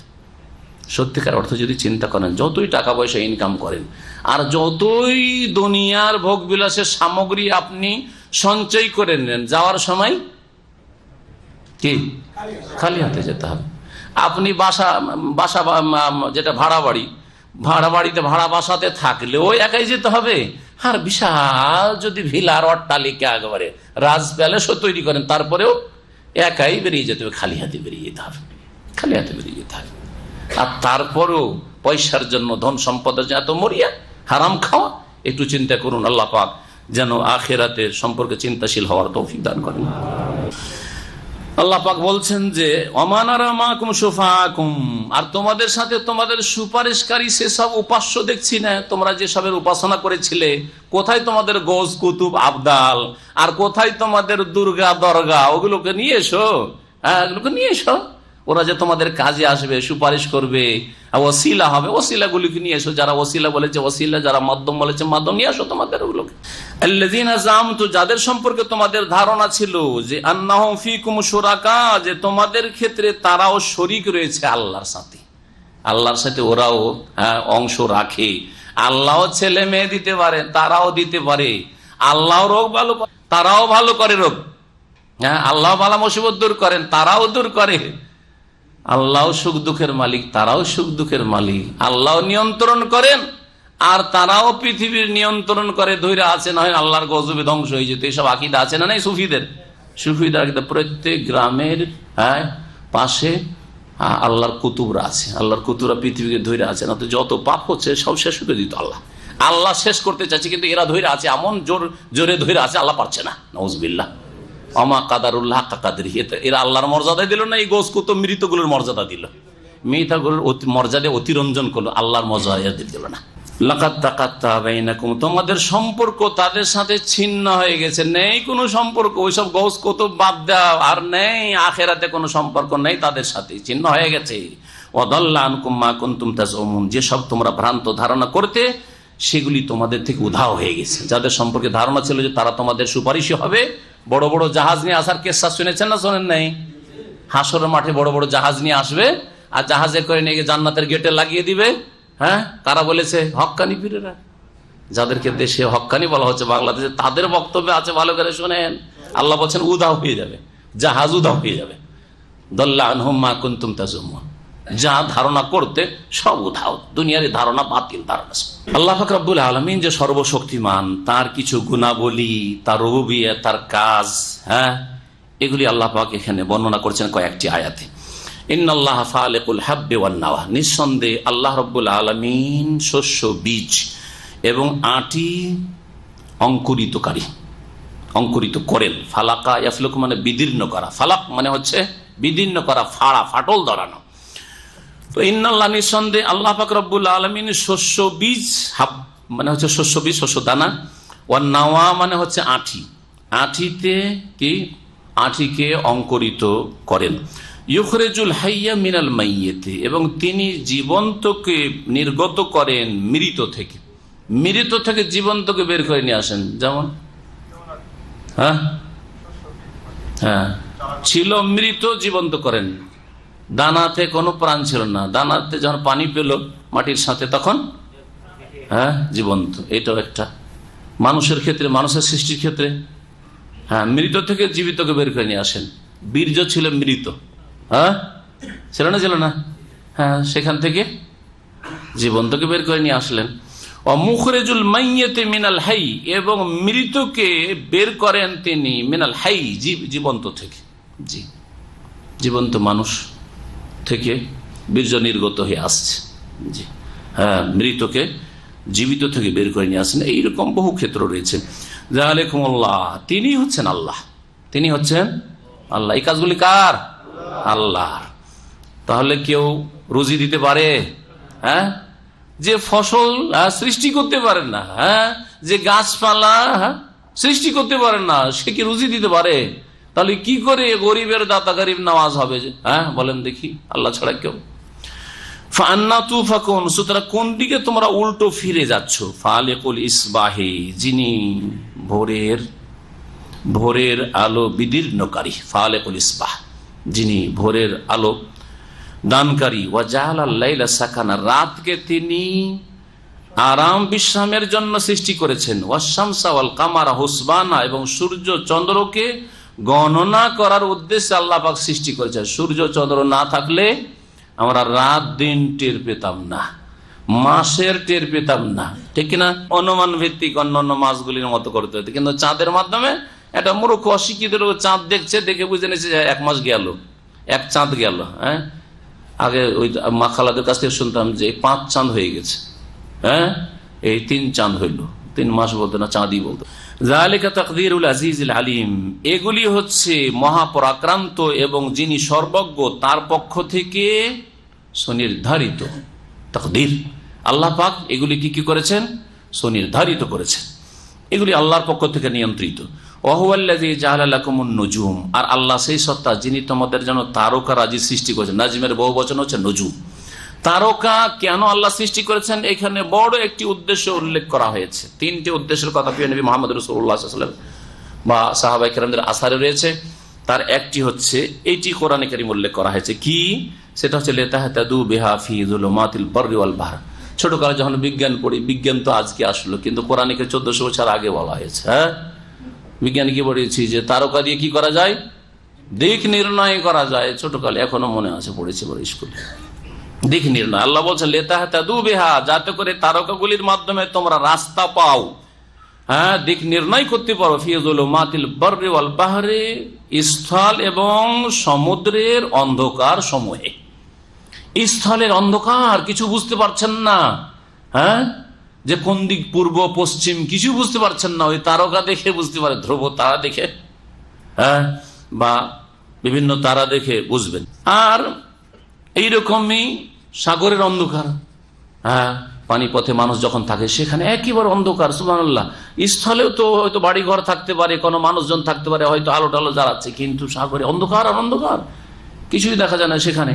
আল্লাহ পাক যুলুমাত, বহু অন্ধকার, বহু বচন আল্লাহ পাক এখানে উল্লেখ করেছেন। এই জন্য কাদ ফাসসালনাল আয়াত, নিঃসন্দেহে আমি আল্লাহ পাক রব্বুল আলামিন আয়াত সমূহ বা নিদর্শনাবলী বিশদভাবে বর্ণনা করেছি লিকাওমি ইয়ালামুন, জ্ঞানী জাতির উদ্দেশ্যে।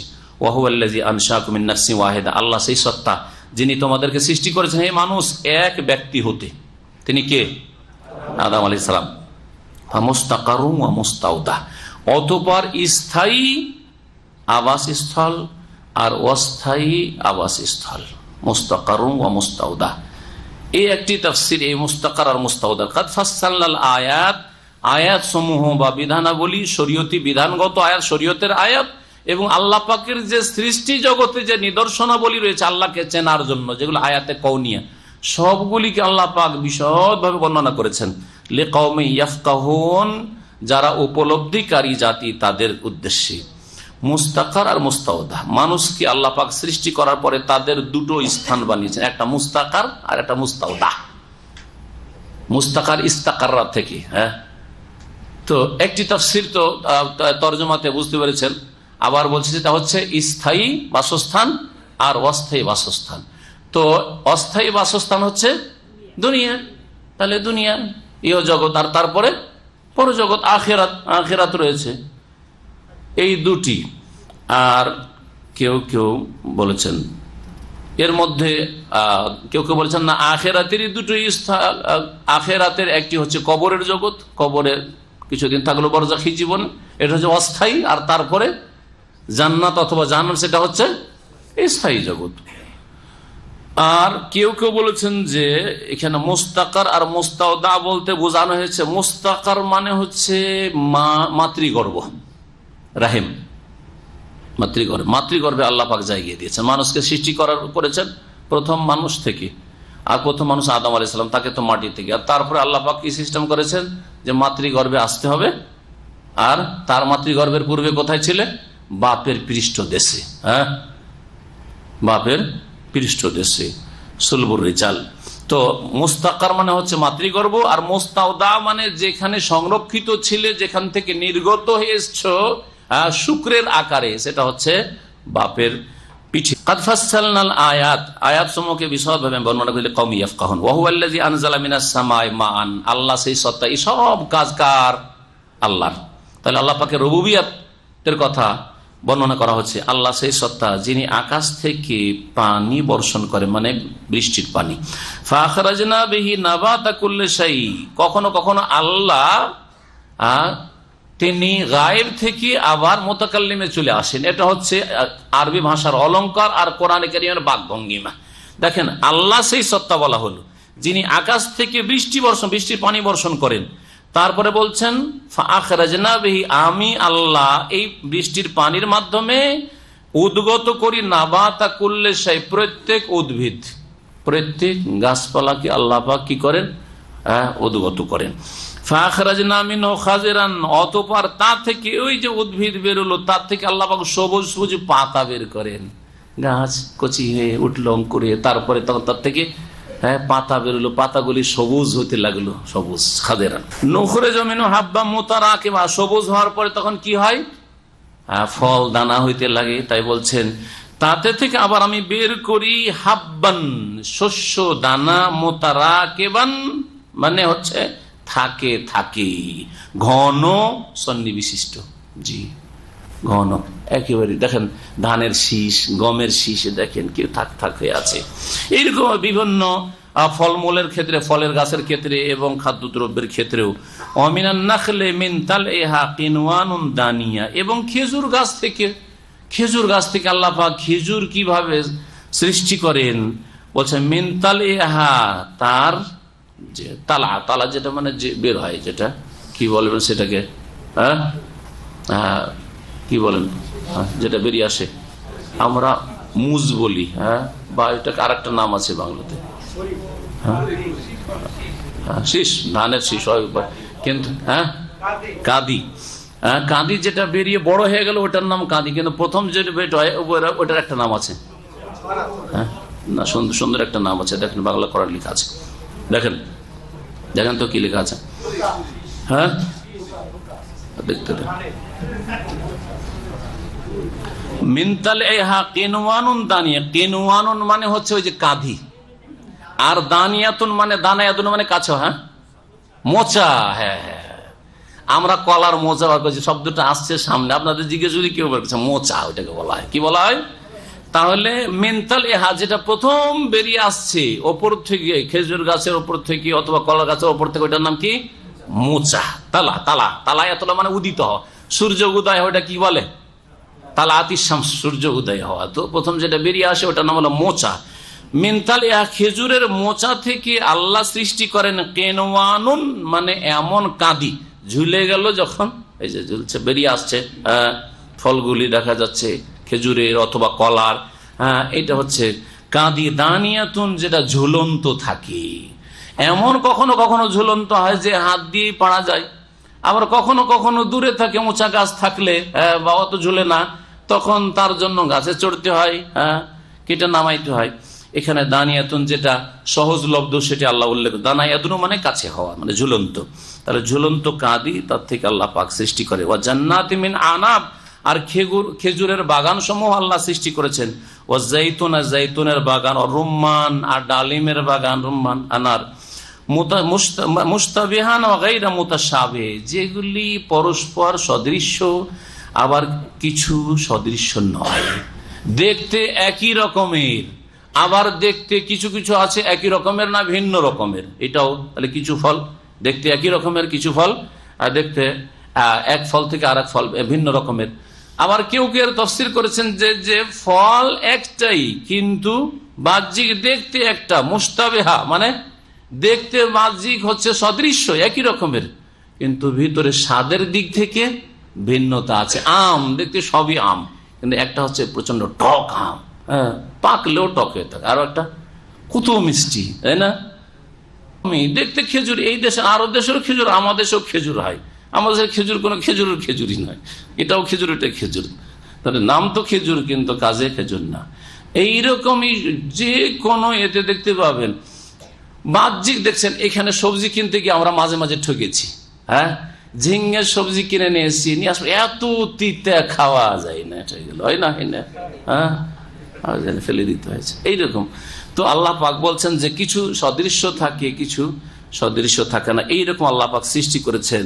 বাহ্যিক দেখতে তো একরকমের কিন্তু স্বাদ ভিন্ন, অথবা পাতা একরকম কিন্তু ফল ভিন্ন, পাতা একরকম কিন্তু ফল ভিন্ন। দেখেন আম গাছের পাতা হয়তো একই রকম লাগছে, কিন্তু অবশ্যই আম হয়তো আলাদা আলাদা, এইরকম বিভিন্ন ফলের ক্ষেত্রে। অনজরু এলা সামারিহি, আরো তোমরা দেখো ভালো করে, এলা সামারিহি এইসব ফলের দিকে, যখন ফল এজা আসমারা, যখন ফলন দেয়, ফল যখন ফলন দেয়, ফলবান হয়, তখন সেই দিকে দেখো। এবং যখন পরিপক্ক হয় তখন দেখো। প্রথম যখন ফল প্রথম পর্যায়ে রয়েছে, মধ্য পর্যায়ে, তখন দেখো কিভাবে আল্লাহ সৃষ্টি করছেন আর কিভাবে সেটা ধীরে ধীরে বাড়তে বাড়তে পরিপক্ক হচ্ছে। এই মানে পেকে যাওয়া, নাজদেহি না, মানে হচ্ছে পেকে যাওয়া। তো যখন পাকে তখন দেখো কেমন হয়। ইন্না ফি যালিকুম লাআয়াত, কতগুলি পেকে লাল হয়, কিছু পেকে কালো হয়, এগুলি কে করেন? আছে কোন শক্তি? গৌস কুতুব আছে যে রং বদলে দেবে, যে না এরকম হইতে দেব না? আছে কেউ? না, নেই, সব কাজ আল্লাহ করেন। ইন্না ফি যালিকুম লাআয়াত, নিঃসন্দেহে এগুলিতে নিদর্শন রয়েছে, শিক্ষার বিষয় রয়েছে, লিকাওমি ইউমিনুন, বিশ্বাসী জাতির উদ্দেশ্যে। ওয়া জাআলু লিল্লাহি শুরাকাল জিন, এখান থেকে আল্লাহ পাক বলছেন মুশরিকদের কথা, যে ওরা শিরক করে, বহু রকমের শিরক, তার মধ্যে একটি শিরক ছিল জিন পূজা করা। মুশরিকদের একটি পূজা ছিল জিনের আশ্রয় নেওয়া। আর শুধু মক্কার মুশরিকদের না, আরব মুশরিকরা না, আজকালকার মুশরিকরাও, মুসলিম সমাজের শিরককারীরাও জিনকে ডাকে, জিনের দোহাই দেয়। সাপের ওঝারা জিনের দোহাই দেয়। জি, এইরকম বিভিন্ন যে কাজের যে কবিরাজগুলি রয়েছে, এরা জিনের দোহাই পড়ে, জিনের সাহায্যে। এইরকম জিন শয়তান তাড়ানোর যতগুলি কবিরাজ দেশে পাওয়া যায়, প্রায় সবগুলি হচ্ছে শিরককারী। এরা জিনের সাহায্যে এলার চিকিৎসার দাবি করে। তো এরা জিনকে আল্লাহর সাথে শরীক করে। আর আরো মুশরিকরা যখন কোনো উপত্যকায় নামতো, রাতের অন্ধকারে, রাত থাকতে হবে, তখন প্রথম প্রথম জিনেরা মানুষকে দেখলে ভয় করত। জিনেরা, হাদিস আছে, মানুষ, কিতাব তাওহীদ রয়েছে বিষয়টি, মানুষকে দেখলে জিন কিন্তু পালায়, থাকতে পারে না, ভয় পেত। কিন্তু যখন শুনতে পেল যে এই লোকগুলো এই উপত্যকায় মাঠে নেমে বলছে আউযু বিসাইয়্যিদি হাযাল ওয়াদি, এই উপত্যকার যে নেতাজিন রয়েছে তার আশ্রয় গ্রহণ করছি, তার শরণ নিচ্ছি। এরকম কথা যখন জিনেরা শুনতে পেরে তখন সাহস বেড়ে গেল, এরাই তো আমাদের ভয় করে, এরাই তো আমাদের ভয় করে। যারা ভয় পায় তাদেরকে ভয় দেখাই। ডাকাতের বাড়ি ডাকাতি হয় না, হয় চোরের বাড়ি চুরি হয় না। আমাদের এলাকায় আজকে থেকে 60-70 বছর আমাদের জন্মের আগের কিচ্ছা কাহিনী শুনেছি। প্রথম দিকে নতুন যখন কিছু মুসলিমরা হিজরত করে ওইসব এলাকা আসলো, তো যারা পুরাতন সেখানকার বাসিন্দা তারা তাদের বাড়ি চুরি ডাকাতি করতো, দিয়ে মারধর করতো, জমি জায়গা বেইমানি করে দখল করে নিত, আর খুব জালিয়াতি করতো, এইসব করতো। এরা দেখলো যে এলাকায় যদি বসবাস করতে হয় তো একটু চুরি ডাকাতি করতে হবে। তখন এরা সব ডাকাত হয়ে গিয়ে শুধু এদেরকে দমন করার জন্য ডাকাতি শুরু করলো। যারা পুরাতন বাসিন্দা ওদের বাড়ি ডাকাতি করে আর মারধর করে, মারপিট করে। এমন মারপিট দিল জমি জায়গা ছেড়ে আর বাড়ি ছেড়ে সস্তা দামে বিক্রি করে পালাতে দিশা পায় না। জি, কথা বোঝা গেছে তো? কেন বললাম যে এইরকম হচ্ছে মানুষের স্বভাব, আর জিন ওই রকম, জিন ওই স্বভাবেরই। জিন প্রথম ভয় করতে হলে মানুষই ভয় করছে, তখন চেপে বসলো, ধরে রাখে তখন জিন, তখন মানুষ চড়ে বসলো। আল্লাহ বলছেন ওয়াজআলুলিল্লাহ শুরাকাল জিন্নাহ, তারা আল্লাহর সাথে জিনকে শরীক সাব্যস্ত করেছে। ওয়া খালাকাহুম, অথচ আল্লাহ তাদেরকে সৃষ্টি করেছে। ওয়া খালাকাহুম, অথচ আল্লাহ জিনদেরকেও সৃষ্টি করেছেন। তাহলে কি করে আল্লাহর শরীক তারা হইতে পারে আল্লাহর মখলুক সৃষ্টি হই? ওয়া খালাকু লাহু বানিনা ওয়া বানাত। আর একটি অপরাধ মুশরিকদের হচ্ছে যে তারা স্থির করেছে আল্লাহর ছেলে সন্তান আর মেয়ে সন্তান, ছেলে সন্তান আর মেয়ে সন্তান। মক্কার মুশরিকরা বলতো যে মালায়েকা ফেরেশতারা হচ্ছে আল্লাহর কন্যা, আল্লাহর মেয়ে। হ্যাঁ, আর ওজাইর, ইহুদিরা বলতো ওজাইর হচ্ছে আল্লাহর পুত্র, আল্লাহর ছেলে সন্তান। খ্রিস্টানরা বলে যে ঈসা আলাইহিস সালাম আল্লাহর পুত্র, সান অফ গড, আল্লাহ পাক। এই ইহুদি খ্রিস্টান আর কাফের মুশরিকদের কথা বলছে যে এরা আল্লাহর সাথে ছেলে মেয়ে, আল্লাহর জন্য ছেলে মেয়ে বা সন্তান সন্ততি স্থির করেছে বেগাইরি ইলম, না জেনে, কোনো জ্ঞান নেই তাদের, তাদের কল্পিত ধর্ম, তাদের বানানো ধর্ম। সুবহানা, অথচ আল্লাহ পাক পবিত্র সমস্ত ত্রুটি থেকে এবং এই রকমের ছেলে মেয়ে গ্রহণ করা থেকে। ওয়া তাআলা আম্মা ইয়াসিফুন, এবং আল্লাহ পাক রব্বুল আলামিন সম্পর্কে যা তারা বর্ণনা করে তা থেকে তিনি ঊর্ধ্বে। বাদিউস সামাওয়াতি ওয়াল আরদ, আল্লাহ পাক রব্বুল আকাশসমূহ এবং জমিনের উদ্ভাবক।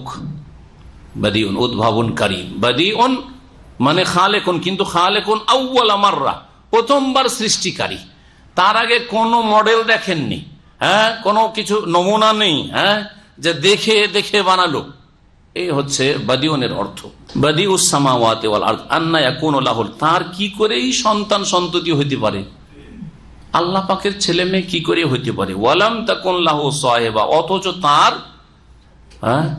সঙ্গিনী নেই, আল্লাহ পাকের স্ত্রী নেই। ওয়াখাল, আর ছেলে মেয়ে হওয়ার জন্য কি লাগে? স্ত্রী লাগে। আল্লাহ পাকের সঙ্গিনী নেই, আল্লাহ পাক রব্বুল আলামিনের ছেলে মেয়ে নেই।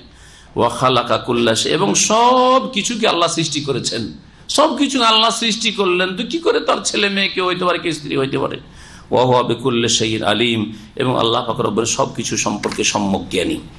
যালিকুমুল্লাহু রাব্বুকুম, তিনি তো হচ্ছেন আল্লাহ তোমাদের প্রতিপালক। লা ইলাহা ইল্লাহু, তিনি ছাড়া কোনো সত্য মাবুদ নেই। এই আয়াতে প্রথম তাওহীদে রুবুবিয়াতের কথা বলা হয়েছে, আর তারপরে বলা হয়েছে তাওহীদে উলুহিয়াতের কথা। এর আগেও যে আল্লাহ পাকের কাজগুলি বলা, আল্লাহ পাকের কাজ মানে আল্লাহ পাকের রুবুবিয়াত, আল্লাহ পাকের আল্লাহর কাজের ক্ষেত্রে আল্লাহর একত্ব প্রতিষ্ঠা করা, এটা হচ্ছে তাওহীদে রুবুবিয়াত।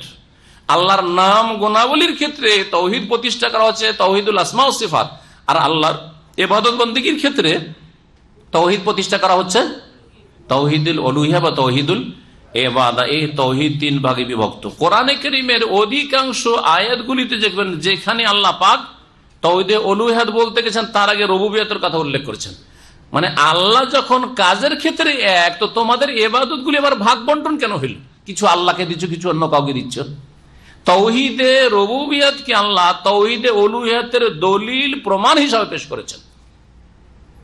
সহজ ভাষায় বুঝাই, রিজিক আপনাকে কে দিচ্ছেন? আল্লাহ। এটা কি? এটা হচ্ছে তাওহীদে রুবুবিয়াত। আল্লাহ রিজিক দেওয়ার ক্ষেত্রে একক আল্লাহ একমাত্র আপনাকে রিজিক দেন, আমাকে রিজিক দেন, তাহলে আবার আল্লাহ ছাড়া অন্য কাউকে কেন ডাকেন যে বাবা গো উদ্ধার করো, মা গো উদ্ধার করো, কেন? জি, এটা হচ্ছে তাওহীদে উলুহিয়্যাত। যখন কাজ করেন আল্লাহ, দান করেন আল্লাহ, তো ইবাদত বন্দেগী কার করবে? একমাত্র আল্লাহর করবে। যালিকুমুল্লাহ রাব্বুকুম, তাই বলছেন যে তিনিই তো হচ্ছেন আল্লাহ তোমাদের রব, হ্যাঁ, তিনি একমাত্র প্রতিপালক, পালন কর্তা। সুতরাং লা ইলাহা ইল্লাহ, তার ছাড়া কোনো সত্য মাবুদ, উপাসন আর কারো ইবাদত নেই, কারো জন্য রুকু সিজদা নেই, কারো সামনে দোয়া নেই, কারো জন্য নজর নিয়াজ মান্নত করা নেই, কারো জন্য কুরবানি করা নেই। লা ইলাহা ইল্লাহু খালিকু কুল্লি শাই, তিনি সবকিছুর সৃষ্টিকর্তা। ফাবুদু, আবার বলছেন খালিকু কুল্লি শাই তাওহীদের রুবুবিয়্যাত, ফাবুদুহু তাওহীদের উলুহিয়্যাত। সুতরাং তারই ইবাদত করো। ওয়া হুয়া আলা কুল্লি শাই ওয়াকিল, তিনি হচ্ছেন সবকিছুর কর্মবিধায়ক। লা তুদরিকুহুল আবসার, এখান থেকে আল্লাহ পাক রব্বুল আলামিন তার সম্পর্কে বলছেন তিনি, তার সত্তা এত মহান যে তাকে কারো দৃষ্টি, কোন দৃষ্টি আয়ত্ত করতে পারে না। হ্যাঁ, লা তুদরিকুহুল আবসার, দৃষ্টি সমূহ তাকে আয়ত্ত করতে পারে না। ওয়া হুয়া ইউদরিকুল আবসার, অথচ তিনি সমস্ত দৃষ্টি সমূহকে আয়ত্ত করতে সক্ষম। তিনি সব কিছুকে আয়ত্ত করে রয়েছেন, আর তাকে কোন দৃষ্টি আয়ত্ত করতে পারে না। ওয়া হুয়াল লাতীফুল খাবীর, তিনি সূক্ষ্মদর্শী এবং তিনি সূক্ষ্ম খবর রাখেন, সূক্ষ্ম জ্ঞানী। আল লাতীফ, তাহলে দেখার ক্ষেত্রে আল্লাহ পাক রব্বুল আলামিন সূক্ষ্ম, আর খাবীর সংবাদ রাখার ক্ষেত্রে, জানার ক্ষেত্রে আল্লাহ পাক রব্বুল আলামিন জ্ঞান হচ্ছে সূক্ষ্ম, আল লাতীফুল খাবীর। এই আল্লাহ পাকের দুটি গুণবাচক নাম। এই আয়াতের মানে কি যে আল্লাহকে দুনিয়াতেও দেখতে পারে না আর আখিরাতেও দেখতে পারে না? হ্যাঁ, কি বুঝলেন? এই আয়াত দুনিয়া সম্পর্কে না আখিরাত সম্পর্কে, না দুই জগৎ সম্পর্কে? ইহ জগতে কারো দৃষ্টি আল্লাহকে আয়ত্ত করতে পারে না, মানে আল্লাহকে দেখতে পারে না। আয়েশা সিদ্দিকা রাদিয়াল্লাহু তাআলা আনহা, উম্মুল মুমিনিন, এই আয়াত পেশ করতেন কিসের দলিল হিসাবে? যে প্রিয় নবী মুহাম্মদ রাসূলুল্লাহ সাল্লাল্লাহু আলাইহি ওয়াসাল্লাম মেরাজে আল্লাহকে স্বচক্ষে দেখেননি। সহিহ মুসলিম হাদিসে কেউ যদি বলে যে আন্না মুহাম্মাদান রাআ রাব্বাহু, মুহাম্মদ সাল্লাল্লাহু আলাইহি ওয়াসাল্লাম তার রবকে স্বচক্ষে দেখেছেন, ফাকাদ আযামাল ফিরিয়াতা, তাহলে সে চরম মিথ্যা কথা বলল, সে বড় মিথ্যা, ডাহা মিথ্যা কথা বলল। এই কথা উম্মুল মুমিনিন রাদিয়াল্লাহু তাআলা আনহা পেশ করতেন দলিল হিসাবে। আর এই আয়াত তিনি পড়তেন, লা তুদরিকুল আবসার ওয়া হুয়া ইউদরিকুল আবসার ওয়া হুয়াল লাতীফুল খাবীর। পক্ষান্তরে আখিরাত, পরকালে দুনিয়ার দৃষ্টি দিয়ে আল্লাহকে আয়ত্ত করা যায় না, দেখতে পারে না, কোন মানুষ দেখতে পারে না, নবী না রাসূলই দেখতে পারে না, তাহলে আর অন্যরা কি দেখতে পারে? কেউ দেখতে পারে না। কিন্তু আখিরাতে মুমিনরা, জান্নাতীরা আল্লাহর দর্শনে ধন্য হবে, আল্লাহর দিদার লাভ করবে, আল্লাহকে স্বচক্ষে দেখবে। এটি কোরআনে কারীম দ্বারাও প্রমাণিত, রাসূলুল্লাহ সাল্লাল্লাহু আলাইহি ওয়াসাল্লামের অনেক হাদিস দ্বারা প্রমাণিত। এবং জান্নাতে জান্নাতীদের সবচেয়ে বড় নিয়ামত হবে আল্লাহ পাকের এই সাক্ষাৎ বা দিদার, আল্লাহকে দেখা। কোরআনে কারীমের দলিল, ওয়াজুহু ইয়াওমাইযিন নাযিরা, কতক চেহারা সেই দিন তরতাজা হবে, ইলা রাব্বিহা নাযিরা, সেই দিন তাদের রবের দিকে তারা কি করবে? দেখবে। নাযিরা, নজর দিতে পারবে, সেই দিন দেখতে পারবে। জি, এই আয়াত এছাড়াও আলিল্লাযিনা আহসানুল হোসনা, যারা সৎকর্মশীল তাদের জন্য আল হোসনা, জান্নাত রয়েছে, ওয়া জিয়াদা, এবং অতিরিক্ত বোনাস রয়েছে।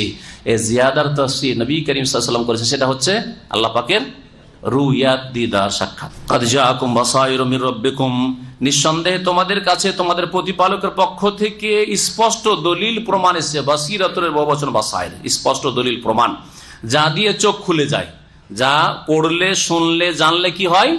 চোখ খুলে যায়। এগুলো হচ্ছে বাসায়ির, কোরআন এবং হাদিস, সেটা হচ্ছে ওহী। ফামান আবসারা ফালিনাফসি, সুতরাং যে চোখ খুলে দেখবে সে নিজের কল্যাণের জন্যই চোখ খুলে দেখবে। আমান, আমি আর যে অন্ধ হয়ে যাবে, বলে না না না না, আমার মুরব্বীরা যা বুঝেছে সেটাই, হ্যাঁ, আমাকে যাই বলেন আমি কোনোটাই মানবো না, আমার পীর সাহেব যেটা বলেছে সেটাই ঠিক, হ্যাঁ, আমার হুজুরে কিবলা যেটা বলেছে সেটাই ঠিক, যে এইরকম অন্ধ হয়ে যাবে। আল আমান, আমি আর যে অন্ধ হয়ে যাবে, ফালাইহা, এর কুপরিণাম তার কাঁধেই চাপবে। ফালাইহা, এর পরিণাম তাকেই ভোগ করতে হয়। মা আনা আলাইকুম বিহাফিজ, আর আমি রাসূলুল্লাহ সাল্লাল্লাহু আলাইহি ওয়াসাল্লাম বলছেন, আমি তোমাদের উপর পাহারাদার নিযুক্ত হইলাম। ওয়াকাযালিকা নুসাররিফুল আয়াত, আর এইভাবে আমি আয়াত সমূহকে বিশদভাবে বর্ণনা করেছি। ওয়ালা ইয়াকুলু, আর যাতে করে এই কাফিররা বলে, আয়াতগুলি বর্ণনা করে দেওয়ার পরেও বিশদভাবে, যাতে করে কাফিররা বলে মুহাম্মদ সাল্লাল্লাহু আলাইহি সাল্লামকে সম্বোধন করে, দারাস্তা, হে নবী মুহাম্মদ তুমি তো শিক্ষা লাভ করে এসেছো। দারাস্তা, তুমি শিক্ষা, দারাসা আদরস মানে কি? দেরাসা মানে স্টাডি, দেরাসা মানে স্টাডি করা, অধ্যয়ন করা। এই মুহাম্মদ আগের লোকদের কাছ থেকে শিখে এসছে। এরা রাতের অন্ধকার ইহুদিদের কাছে যায়, আর ইহুদি আলেমদের কাছ থেকে, ওদের ধর্মগুরুদের কাছ থেকে শিখে আসে। নাহলে এইসব কথা কোত্থেকে পাচ্ছে? এ তো পড়াশোনাও জানেন না। মক্কার মুশরিকরা এরকম বলতো যে লুকিয়ে লুকিয়ে যোগাযোগ রাখে, এই মদিনার ইহুদিদের সাথে যোগাযোগ রাখে আর ওদের কাছ থেকে শিখে। দারাস্তা, তুমি পড়াশোনা করে এসছো, না হলে কোত্থেকে পাচ্ছ এইসব কথা? ওহি মানতে রাজি না। হ্যাঁ, তুমি শিখে এসছো কার কাছ থেকে? লুকিয়ে লুকিয়ে শিখছো, আর আমাদেরকে সব বড় বড় কথা শোনাচ্ছ। আর যাতে করে স্পষ্ট ভাবে বর্ণনা করে দিই আমি এই কোরআনে কারীমকে জ্ঞানী সম্প্রদায়ের উদ্দেশ্যে। ইত্তাবে মা উহিয়া ইলাইকা মির রাব্বিক, তুমি অনুসরণ করো হে মানুষ। সরাসরি নবী কারীম সাল্লাল্লাহু আলাইহি ওয়াসাল্লামকে সম্বোধন করা হয়েছে, আর পরোক্ষভাবে প্রত্যেক মানুষকে সম্বোধন করা হয়েছে। কি অনুসরণ করতে হবে, কি ফলো করতে হবে? ইত্তাবে, ফলো করো, অনুসরণ করো, মা উহিয়া ইলাইকা মির রাব্বিক, তোমার প্রতিপালকের পক্ষ থেকে তোমার উদ্দেশ্যে যা ওহী করা হয়েছে। তাহলে কি মেনে চলবেন আপনি? ওহী মেনে চলবেন, কোরআনে কারীম এবং রাসূলুল্লাহ সাল্লাল্লাহু আলাইহি ওয়াসাল্লামের হাদিস, এই দুটো হচ্ছে ওহী। এই ওহী মেনে চলতে হবে। তাহলে দলিলবিহীন কোনো ধর্মকর্ম করা যাবে না, দলিলবিহীন কোনো আকীদা পোষণ করা যাবে না, দলিলবিহীন কোনো ইবাদত বন্দেগী করা যাবে না, দলিলবিহীন কোনো কিছুকে খেয়াল খুশি সুবিধাবাদী হালাল হারাম ঘোষণা করা যাবে না। আপনাকে দলিল ভিত্তিতে হালাল হারাম ঘোষণা করতে হবে, জানতে হবে, আর দলিল ভিত্তিতে ইবাদত বন্দেগী করতে হবে। দলিল নেই, ইবাদত নেই, ভালো লাগছে ইবাদতটি, কোন মন্দ কাজ করলাম, হ্যাঁ না, এটা চলবে না, এটা চলবে না। যতগুলি খতম রয়েছে আমার দেশে ওজিফার কিতাবে, খতমে জালালি, হ্যাঁ, মুমূর্ষু অবস্থায় মরছেও না, রাস্তাও ছাড়ছে না। তা আমাদের দেশে বিদাতি মোল্লারা শিখেছে খতমে জালালি পড়ো। এমন জালালতে আছে, হ্যাঁ, যে ধাক্কা দিয়ে এইদিকে নিয়ে আসবে, না ওইদিকে পাঠাই দিবে। মাখায় বাড়িতে রোগী বিছানায় পড়ে আছে, পেশাব পায়খানা টানতে হচ্ছে, এইসব ঝামেলা করে লাভ কি? দে খতমে জালালি একবারে, আর খতমে জালালি দিয়ে হয় নিয়াই সুস্থ করে, আর না হলে ধাক্কা দিয়ে আখেরাতে পাঠিয়ে দেয় একবারে। কথা বোঝা গেছে? এই গুমরাহি আমাদের সমাজে রয়েছে। এটা ওহী কোন আয়াতে আছে, কোন হাদিসে আছে? এগুলো দুরুদে তাজ কোন আয়াত কোন হাদিসে আছে? তোনার জিনা, দুরুদে মাহি, হ্যাঁ, দুরুদে লাখি, কোন আয়াত কোন হাদিসে আছে? কোন ওহী যেগুলো অনুসরণ করবেন? হ্যাঁ, দোয়াই গাঞ্জুল আরশ কোথায় আছে? কোন আয়াতে কোন হাদিসে আছে? তারপরে চোখ খুলে না, আল্লাহ পাক যেন চোখ খোলার তৌফিক দান করে। তো আল্লাহ পাক ওহীর অনুসরণ করতে বলছেন, লা ইলাহা ইল্লাল্লাহ, তিনি ছাড়া কোনো সত্য মাবুদ নেই। ওয়া আরিজ আনিল মুশরিকিন, মুশরিকদেরকে এড়িয়ে চলো, মুশরিকদের থেকে বিমুখ হয়ে যাও। অর্থাৎ তারা যদি না মানে তাদের থেকে তুমি মুখ ফিরিয়ে নিয়ে অন্যদেরকে হেদায়েতের চেষ্টা করো। ওয়ালাউ শা আল্লাহু মা আশরাকু, আল্লাহ যদি চাইতেন তো এই মুশরিকরা শিরক করতো না। কখন? যখন আল্লাহ জবরদস্তি চাইতেন, বাই ফোর্স যদি আল্লাহ চান, তার মানে আল্লাহ পাক রব্বুল আলামিন কোন ক্ষেত্রে অক্ষম নন, সর্বশক্তিমান তিনি। কিন্তু আল্লাহ পাক মানুষকে ভালো মন্দ দুটোর শক্তি দিয়ে স্বাধীনভাবে ছেড়ে দিয়েছেন। জবরদস্তি যদি আল্লাহ করে দিতেন, তাহলে ইচ্ছা করলে আল্লাহ কোন মুশরিকই বানাইতেন না, কোন মুশরিকই বানাইতেন না, মুশরিক হইতেই দিতেন না। আপনি কি মনে করেন যে আল্লাহ চাইছেন সৃষ্টিগত দিক থেকে যে কেউ যেন শিরিক না করে? এরা আল্লাহর চাইতে বেশি জোর দেখে শিরিক করে ফেলছে নাকি? তাহলে আল্লাহ অক্ষম হয়ে যাবে না, আল্লাহ সর্বশক্তিমান। সুতরাং আল্লাহ যদি জবরদস্তি করতে চাইতেন যে তাদের শরীরে এইরকম ক্ষমতাই দিব না যে পাপের দিকে হাত বাড়ে, শিরকের দিকে মাথা ঝুঁকে, তাহলে আল্লাহ শিরক করতে দিতেন না। কিন্তু যদি আল্লাহ এরকম বাইফোর্স শিরক থেকে বাঁচিয়ে দিতেন মানুষ জাতিকে, সকলকে, তাহলে আবার পরীক্ষার কি উদ্দেশ্য থাকতো? পরীক্ষা হইতো, পরীক্ষা হইতো। ফেরেশতাদের কিসের পরীক্ষা আছে? ফেরেশতারা পাপ করতেই পারবে না, ফেরেশতা অন্যায় করতেই পারবে না, তো কিসের আর পরীক্ষা আছে? এই জন্য আদম সন্তান শ্রেষ্ঠ যদি সে ভালো ইমানের আর সৎকর্মশীল হয়, তাহলে আল্লাহ পাক শ্রেষ্ঠত্ব দান করেছে আদম সন্তান, কারণ এদের মধ্যে ভালো শক্তি আছে, মন্দ শক্তি আছে। আর পরীক্ষার জন্য দুটো রাস্তার ফাঁড়িতে ছেড়ে দেওয়া হয়েছে, যে দুটো রাস্তা যাচ্ছে, কোন দিকে যাবে, এদিকে যাবে না ওইদিকে যাবে, যাও তুমি স্বাধীনভাবে। কুলিল হাক্কু মির রাব্বিকুম, হক এসে গেছে রবের পক্ষ থেকে, এটা হক। ফামান শাআ ফালিউমিন, কেউ চাইলে ইমানের রাস্তা ধরুক, ওমান শাআ ফালিয়াকফুর, কেউ চাইলে কুফরি রাস্তা ধরুক।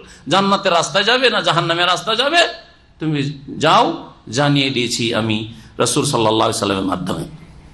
আল্লাহ পাক তারপরে ইরশাদ করছেন যে ওমা জাআলনাকা আলাইহিম হাফিজা, হে নবী তোমাকে তাদের উপর পাহারাদার নিযুক্ত করিনি, তোমাকে দায়ী বানিয়েছি। দাইয়ান ইলাল্লাহি বিইজনিহি ওয়া সিরাজাম মুনিরা, মুবাশশিরান ওয়া নাযীরা, সুসংবাদদাতা, সতর্ককারী বানিয়েছি। কিন্তু জবরদস্তি করবে, তাদের উপর পাহারা দেবে, এই জন্য তোমাকে নিযুক্ত করিনি। ওমা আনতা আলাইহিম বিওয়াকিল, আর তাদের উপর তুমি কর্মবিধায়ক বা উকিল নিযুক্ত না। ওয়ালা তাসুব্বুল্লাযিনা ইয়াদউনা মিন দুনিল্লাহি ফায়াসুব্বুল্লাহ আদওয়ান বিগাইরি ইলম। এখান থেকে আল্লাহ পাক রব্বুল আলামিন একটি উত্তম চরিত্র শিখাচ্ছেন, শিরক এবং মুশরিকদের সম্পর্কে, মুশরিকদের উপাস্য সম্পর্কে, দেবদেবী সম্পর্কে, যেসবের পূজা মানুষরা করে থাকে, সেগুলি মূর্তির আকারে হোক অথবা কবর মাজারের আকারে হোক, সেগুলি সম্পর্কে, সেগুলিকে গালমন্দ করবেন না, গালমন্দ করবেন না। কারণ যদি আপনি মুশরিকদের প্রতিমা পুতুলকে বা দেব দেবীকে গালমন্দ করেন, তাহলে তারা অজ্ঞতাবশত আর শত্রুতাবশত কি করবে, সত্য মাবুদ আল্লাহ রাব্বুল আলামিনকে গাল দেবে রিয়াকশনে। তাহলে বোঝা গেল যে যেখানে গাল দেওয়া নিষেধ, হারাম গাল দেওয়া, মুশরিকদের দেবদেবীকে বা মুশরিকদের উপাস্যকে, এইরকমই যেসবগুলিকে গৌস কুতুব ওলি আউলিয়া বানিয়ে পূজা করা হচ্ছে, তাদেরকে গালমন্দ করা, তাদের মানহানি করা, তাদেরকে ছোট করে দেখানো, এইসব জায়েজ নয়। সুতরাং কেউ বলবেন যে খাজা মানে হিজড়া, এটি বেয়াদবি, এটি হচ্ছে বেয়াদবি, এরকম কথা, এইরকম বলা গাল দেওয়ার শামিল।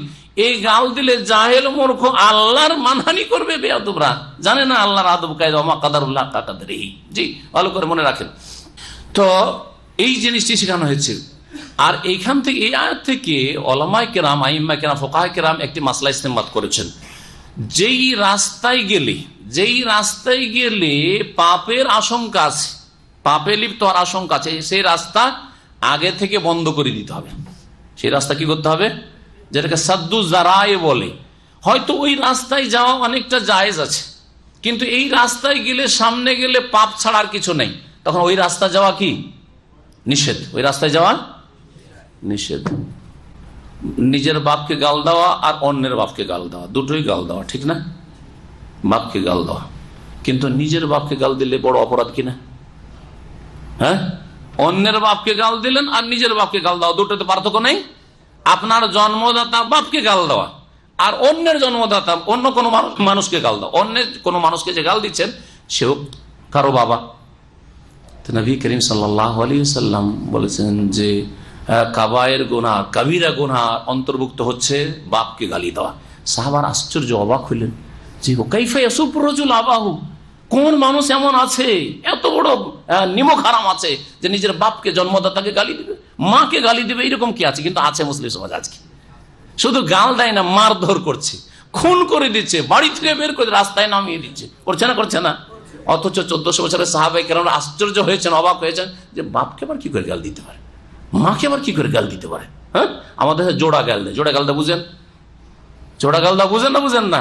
মনে হচ্ছে কিছুই বুঝেন না, দেশের একবার খুব খারাপ গাল। ওকেও গাল দেয়, ওর বাপকে সহ গাল দেয়। হ্যাঁ হ্যাঁ, স্ত্রীকে গাল দেয়, অনেক বেয়াদব গুলি আছে, ওকেও গাল দেয়, ওর মাকেও গাল দেয়, ওর বাপকেও গাল দেয়, তাই না? তো এটা হচ্ছে জোড়া গাল। তো এই যে গাল দিলেন, হ্যাঁ, এই গাল দিলে রিয়াকশনে আপনার বাপকে গাল দিতে পারে না? পারে না? আপনাকে জোড়া গাল দিবে, তো আপনার বাপকে লাগলো না? লাগলো না? হ্যাঁ। তো নবী করিম সাল্লাল্লাহু আলাইহি ওয়াসাল্লামকে সাহাবারা জিজ্ঞেস করলেন যে ওয়াকাইফা ইয়াসুব্বু রাজুল আবাহু, এটা হইতে পারে যে বাপকে মাকে গাল দিবে, এটা কেমন হইতে পারে? হইতে পারে না এটা, মানুষ মুসলিম আবার বাপকে গাল দিবে? বলছে হ্যাঁ, ইয়াসুব্বু আবার রাজুলে, অন্য কোনো মানুষের বাপকে গাল দিচ্ছে, তার বাপ তুলে গাল দিচ্ছে, অথবা তোর বাপ খারাপ, এই কথা বলেছে, তোর বাপ খারাপ, আমার বাপ খারাপ, তোরই বাপ খারাপ, বলবে না? বলবে না? হ্যাঁ, অথচ আপনার বাপ হয়তো ভালো মানুষ, আল্লাহর ওলি, নেক বান্দা, তাহাজ্জুদ গুজার, শিরক মুক্ত, বিদআত মুক্ত, তারপর গাল খেয়ে নিল আপনার বদ আচরণের কারণে। আপনি ওর বাপকে গাল দিয়ে দিলেন, আপনার বাপ ভালো মানুষকে গাল দিয়ে দিল, ঠিক না? কারণ ওই রকমই যদি কেউ বেয়াদবি করতে যায় কোন নবী রসুল সম্পর্কে, তাহলে আমাদের নবী গাল খাবে না? খাবে না? এটা নিষেধ, এটা হারাম। এমনি গাল দেওয়া কাউকে হাসছে বাবুল মুসলিম ফসুক, মুসলিমকে গাল দেওয়া হচ্ছে ফাসেকের কাজ, ওয়াকিতালু কুফরুন, আর মুসলিমের বিরুদ্ধে লড়াই করা হচ্ছে কুফরি কাজ। নবী সাল্লাল্লাহু আলাইহি ওয়াসাল্লাম বলেছেন। আল্লাহ পাক রব্বুল আলামিন বলছেন, ওয়ালা তাসুব্বুল্লাযিনা ইয়াদউনা মিন দুনিল্লাহ, তোমরা ওই সবকে গালমন্দ করিও না, ইয়াদউনা মিন দুনিল্লাহ, যেগুলিকে আল্লাহকে বাদ দিয়ে তারা আহ্বান করে, অর্থাৎ উপাস্য, অন্যান্য যে ভ্রান্ত বাতিল উপাস্য রয়েছে, দেবদেবী অথবা দরগা, দুর্গা, মাজার, সেগুলিকে গালমন্দ করিও না, সেগুলিকে গালমন্দ করিও না। ফায়াসুবুল্লাহ আদওয়ান বিগাইরি ইলম, না হলে তারাও আল্লাহকে গাল দেবে আদওয়ান শত্রুতাবশত, বিগাইরি ইলম আর অজ্ঞতার কারণে, অজ্ঞতা এবং শত্রুতাবশত তারা কি করবে? আল্লাহকে গাল দেবে। তো এতে ক্ষতি বেশি হইল না? হইল না? হ্যাঁ, তাদের এইসব অসার দেবদেবী যারা কিছুই করতে পারে, যারা মৃত, আমওয়াতুন গায়রু হাইয়া, মৃত, সেগুলিকে যদি গালমন্দ করেন, তো আল্লাহ যিনি আল হাইয়ুল কাইয়ুম, যিনি বারহাক মাবুদ, তিনি গাল খাচ্ছেন আপনার কারণে। ওই রকমই অপরের বাপকে যদি গাল দেন, তার মাকে গাল দেন, তার বাপ তুলে মা তুলে ডবল করে গাল দেন, তো আপনার মাও গাল খাবে। হ্যাঁ, স্ত্রীকে অনেকে গাল দিতে গিয়ে তোর মা খারাপ হয়েছে, আমার মা খারাপ, যদি সামনে আজকালকার মহিলারা তো বলে যে তোমার মা খারাপ, আমার মা খারাপ। হ্যাঁ, আর যদি না বলে ভিতর ভিতর আমার মার কথা বলছিস তুই, বাইরে গিয়ে লুকিয়ে গিয়ে রান্নাঘরে গিয়ে বলবে, কি বলবে? আমার মা খারাপ, তোর মাই খারাপ। বলবে না? বলবে না? বলতেই থাকে, বলতে থাকে। মহিলা যখন সামনে বলতে পারে না, ভিতর ভিতর বলতেই থাকে। বাইরে চলে গেছেন, গাল খেতে আছে আপনার মা, ওই আপনার বদ আচরণের কারণে। জি, আল্লাহ পাক বলছেন, কাযালিকা যায়্যানা লিকুল্লি উম্মাতিন আমাল, এইভাবে প্রত্যেক সম্প্রদায়ের জন্য, জাতির জন্য তাদের আমলকে সুসজ্জিত করে দিয়েছে। যে যেমন কাজ করে সেটাই ভালো লাগে। ভালো কাজ যারা করে, ভালো কাজই ভালো লাগে। আর যারা পাপ করে, পাপকে তাদের জন্য চাকচিক্যময় করে দেয়, তাদেরকে অতি মজা লাগে, অতি মজা লাগে, অথচ কোনো শান্তি পায় না, কোনো শান্তি পায় না। অশান্তি, শরীরকে ধ্বংস করে দিল বুলি ফিল্ম দেখে, হস্তমৈথুন করে শরীরকে ধ্বংস করে দিল, খারাপ ছবি দেখে নিজের শরীর স্বাস্থ্যকে নষ্ট করে দিল। কিন্তু যায়্যানা লাহুমুশ শাইতানু আ'মালাহুম, শয়তান সাজিয়ে সাজিয়ে পেশ করছে, খুব ভালো লাগছে। বিদেশে আছি, প্রবাসী, স্ত্রী নেই, একটু এইসব না দেখলে কি করে টাইম পাস হবে? শয়তান সাজিয়ে সাজিয়ে পেশ করছে। জি, সুম্মা ইলা রাব্বিহিম মারজিউহুম, অতঃপর তাদের প্রতিপালকের কাছে তাদের প্রত্যাবর্তন স্থল, আল্লাহর কাছে ফিরে আসতেই হবে, আর সবকিছু সেখানে উন্মুক্ত হয়ে যাবে। ফায়ুনাব্বিউহুম বিমা কানু ইয়ামালুন, তারা যা কিছু করতে সে সম্পর্কে তাদেরকে জানিয়ে দেওয়া হবে। ওয়া আকসামু বিল্লাহি জাহাদা ঈমানিহিম, তারা আল্লাহর শপথ করত, অকাট্য শপথ। জাহাদা ঈমানি, কি শপথ করত? লাইন জাআতুম আয়াতুন লা ইউমিনুন্না বিহি, মক্কার মুশরিকরা বলতো যে হে মুহাম্মদ, তুমি তো বলছো যে রসুল, আর তুমি আল্লাহর পক্ষ থেকে এসেছো, কোরআন নাযিল হচ্ছে, আর তোমার কথাগুলি সত্য, আমাদের ধর্মটা ভুল, আমরা এইসব ছেড়ে দেব, ঠিক আছে মেনে নেব, কসম করে বলছি, কিন্তু আমাদেরকে বড় নিদর্শন দেখাইতে হবে। হ্যাঁ, নবী সাল্লাল্লাহু আলাইহি ওয়াসাল্লাম তো মুজিজা দেখাতেন, মুজিজা তার নিজের এখতিয়ারে ছিল না, আল্লাহ মাঝে মাঝে মুজিজা, অনেক মুজিজা নবী সাল্লাল্লাহু আলাইহি ওয়াসাল্লামকে দিয়েছেন, কিন্তু এইসব মুজিজা নয়, এমন বড় কিছু, যেমন সামুদ জাতিকে উষ্ট্রি দেওয়া হয়েছিল। হ্যাঁ, পাহাড় থেকে উষ্ট্রি 10 মাসের গর্ভধারণকারী বেরিয়ে চলে আসলো, আর তারপরে বাচ্চা হলো, আর দুধ দিতে শুরু করলো, আর এত দুধ দিতে গোটা জাতির জন্য এক উষ্ট্রির দুধ যথেষ্ট, এইরকম। অথবা কি করতে হবে? যেমন মূসা আলাইহিস সালামকে লাঠি দেওয়া হয়েছে, লাঠি সাফ হয়ে যায়, ঈসা আলাইহিস সালাম মৃতকে জীবিত করে, ওই রকম দেখাইতে হবে। শুধু তাই না, এর চাইতে বড় কিছু চাইতো। তারা কি বলতো? যে মোহাম্মদ, আমরা তো গরিব মানুষ, আর সব তো চারিদিকে পাহাড় আর পর্বত, আর তো কিছু নেই, পাথর আর পাথর, তো এই সাফা পাহাড়টাকে আমাদের জন্য স্বর্ণ বানিয়ে দাও, আরামে খাবো আমরা, নাকে তেল দিয়ে ঘুমাবো আর আরামে খাবো, তোমার প্রতি ঈমান নিয়ে আসবো। আল্লাহ বলছেন যে ওয়াকসামু বিল্লাহি জাহাদা ঈমানিহিম, তারা অকাট্য শপথ করতো আল্লাহর, লাইন জাআতুম আয়াতুন, তাদের কাছে যদি এইরকম কোন নিদর্শন আসে, সাফা পাহাড়কে তাদের জন্য স্বর্ণ করে দেওয়া হয়, লা ইউমিনুন্না বিহা, অবশ্যই তারা কোরআনে কারীমের আয়াত সমূহের প্রতি ঈমান নিয়ে আসবে। কুল, হে নবী বলো, ইন্নামাল আয়াতু ইনদাল্লাহ মুজিজা নিয়ে আসা আল্লাহর কাজ, আমার কাজ নাই। আয়াত মানে এখানে সৃষ্টিগত আয়াত, মুজিজা। মুজিজা সমূহ আল্লাহর নিকটে রয়েছে, আমার ক্ষমতায় নেই। মুজিজা কার হাতে? আল্লাহর হাতে। রাসূলুল্লাহ সাল্লাল্লাহু আলাইহি ওয়াসাল্লামের মাধ্যমে মাঝে মাঝে প্রকাশ আল্লাহ যখন করতে চাইছেন, প্রকাশ পেয়েছে, ঠিক কিনা? তাহলে ওলি আউলিয়ার কেরামত কার হাতে? আল্লাহর হাতে। কিন্তু যারা ওলি আউলিয়ার ভ্রান্ত ধারণা বিশ্বাসী, তারা কি মনে করে যে ওলি আউলিয়াদের কাছে কেরামতির ফ্যাক্টরি আছে। আর বিশেষ করে ভারত উপমহাদেশের ওলি আউলিয়া তো বলতেই হবে না, সব ওলি আউলিয়াগুলি ভারত উপমহাদেশে চলে গেছে। যত কেরামতি সব ওই দেশে। মৃত মানুষ 40 বছর পর চলে আসছে ঝগড়া বিবাদ মিটানোর জন্য ফজরের সময়। আমার কাছে ড্রয়ারে কিতাব আছে, কেউ যদি দেখতে চান।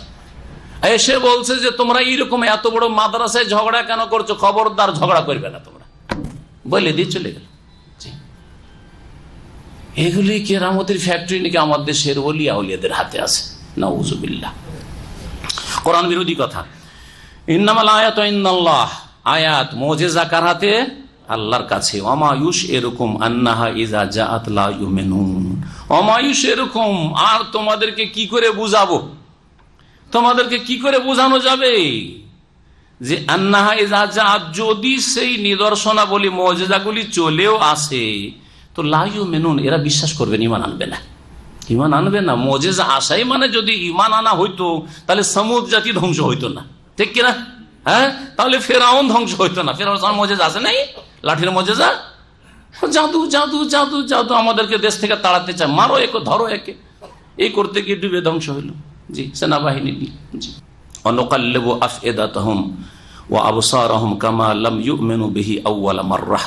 আল্লাহ পাক এই আয়াতে বলতে চাইছেন যে প্রথমবারে যখন মানুষের কাছে সত্যের দাওয়াত আসে তখন যদি প্রত্যাখ্যান করে দেয় তো বড়ই সম্ভাবনা আছে যে দ্বিতীয়বার আর চান্স আসে না। এটা সর্বক্ষেত্রে সর্বযুগের জন্য।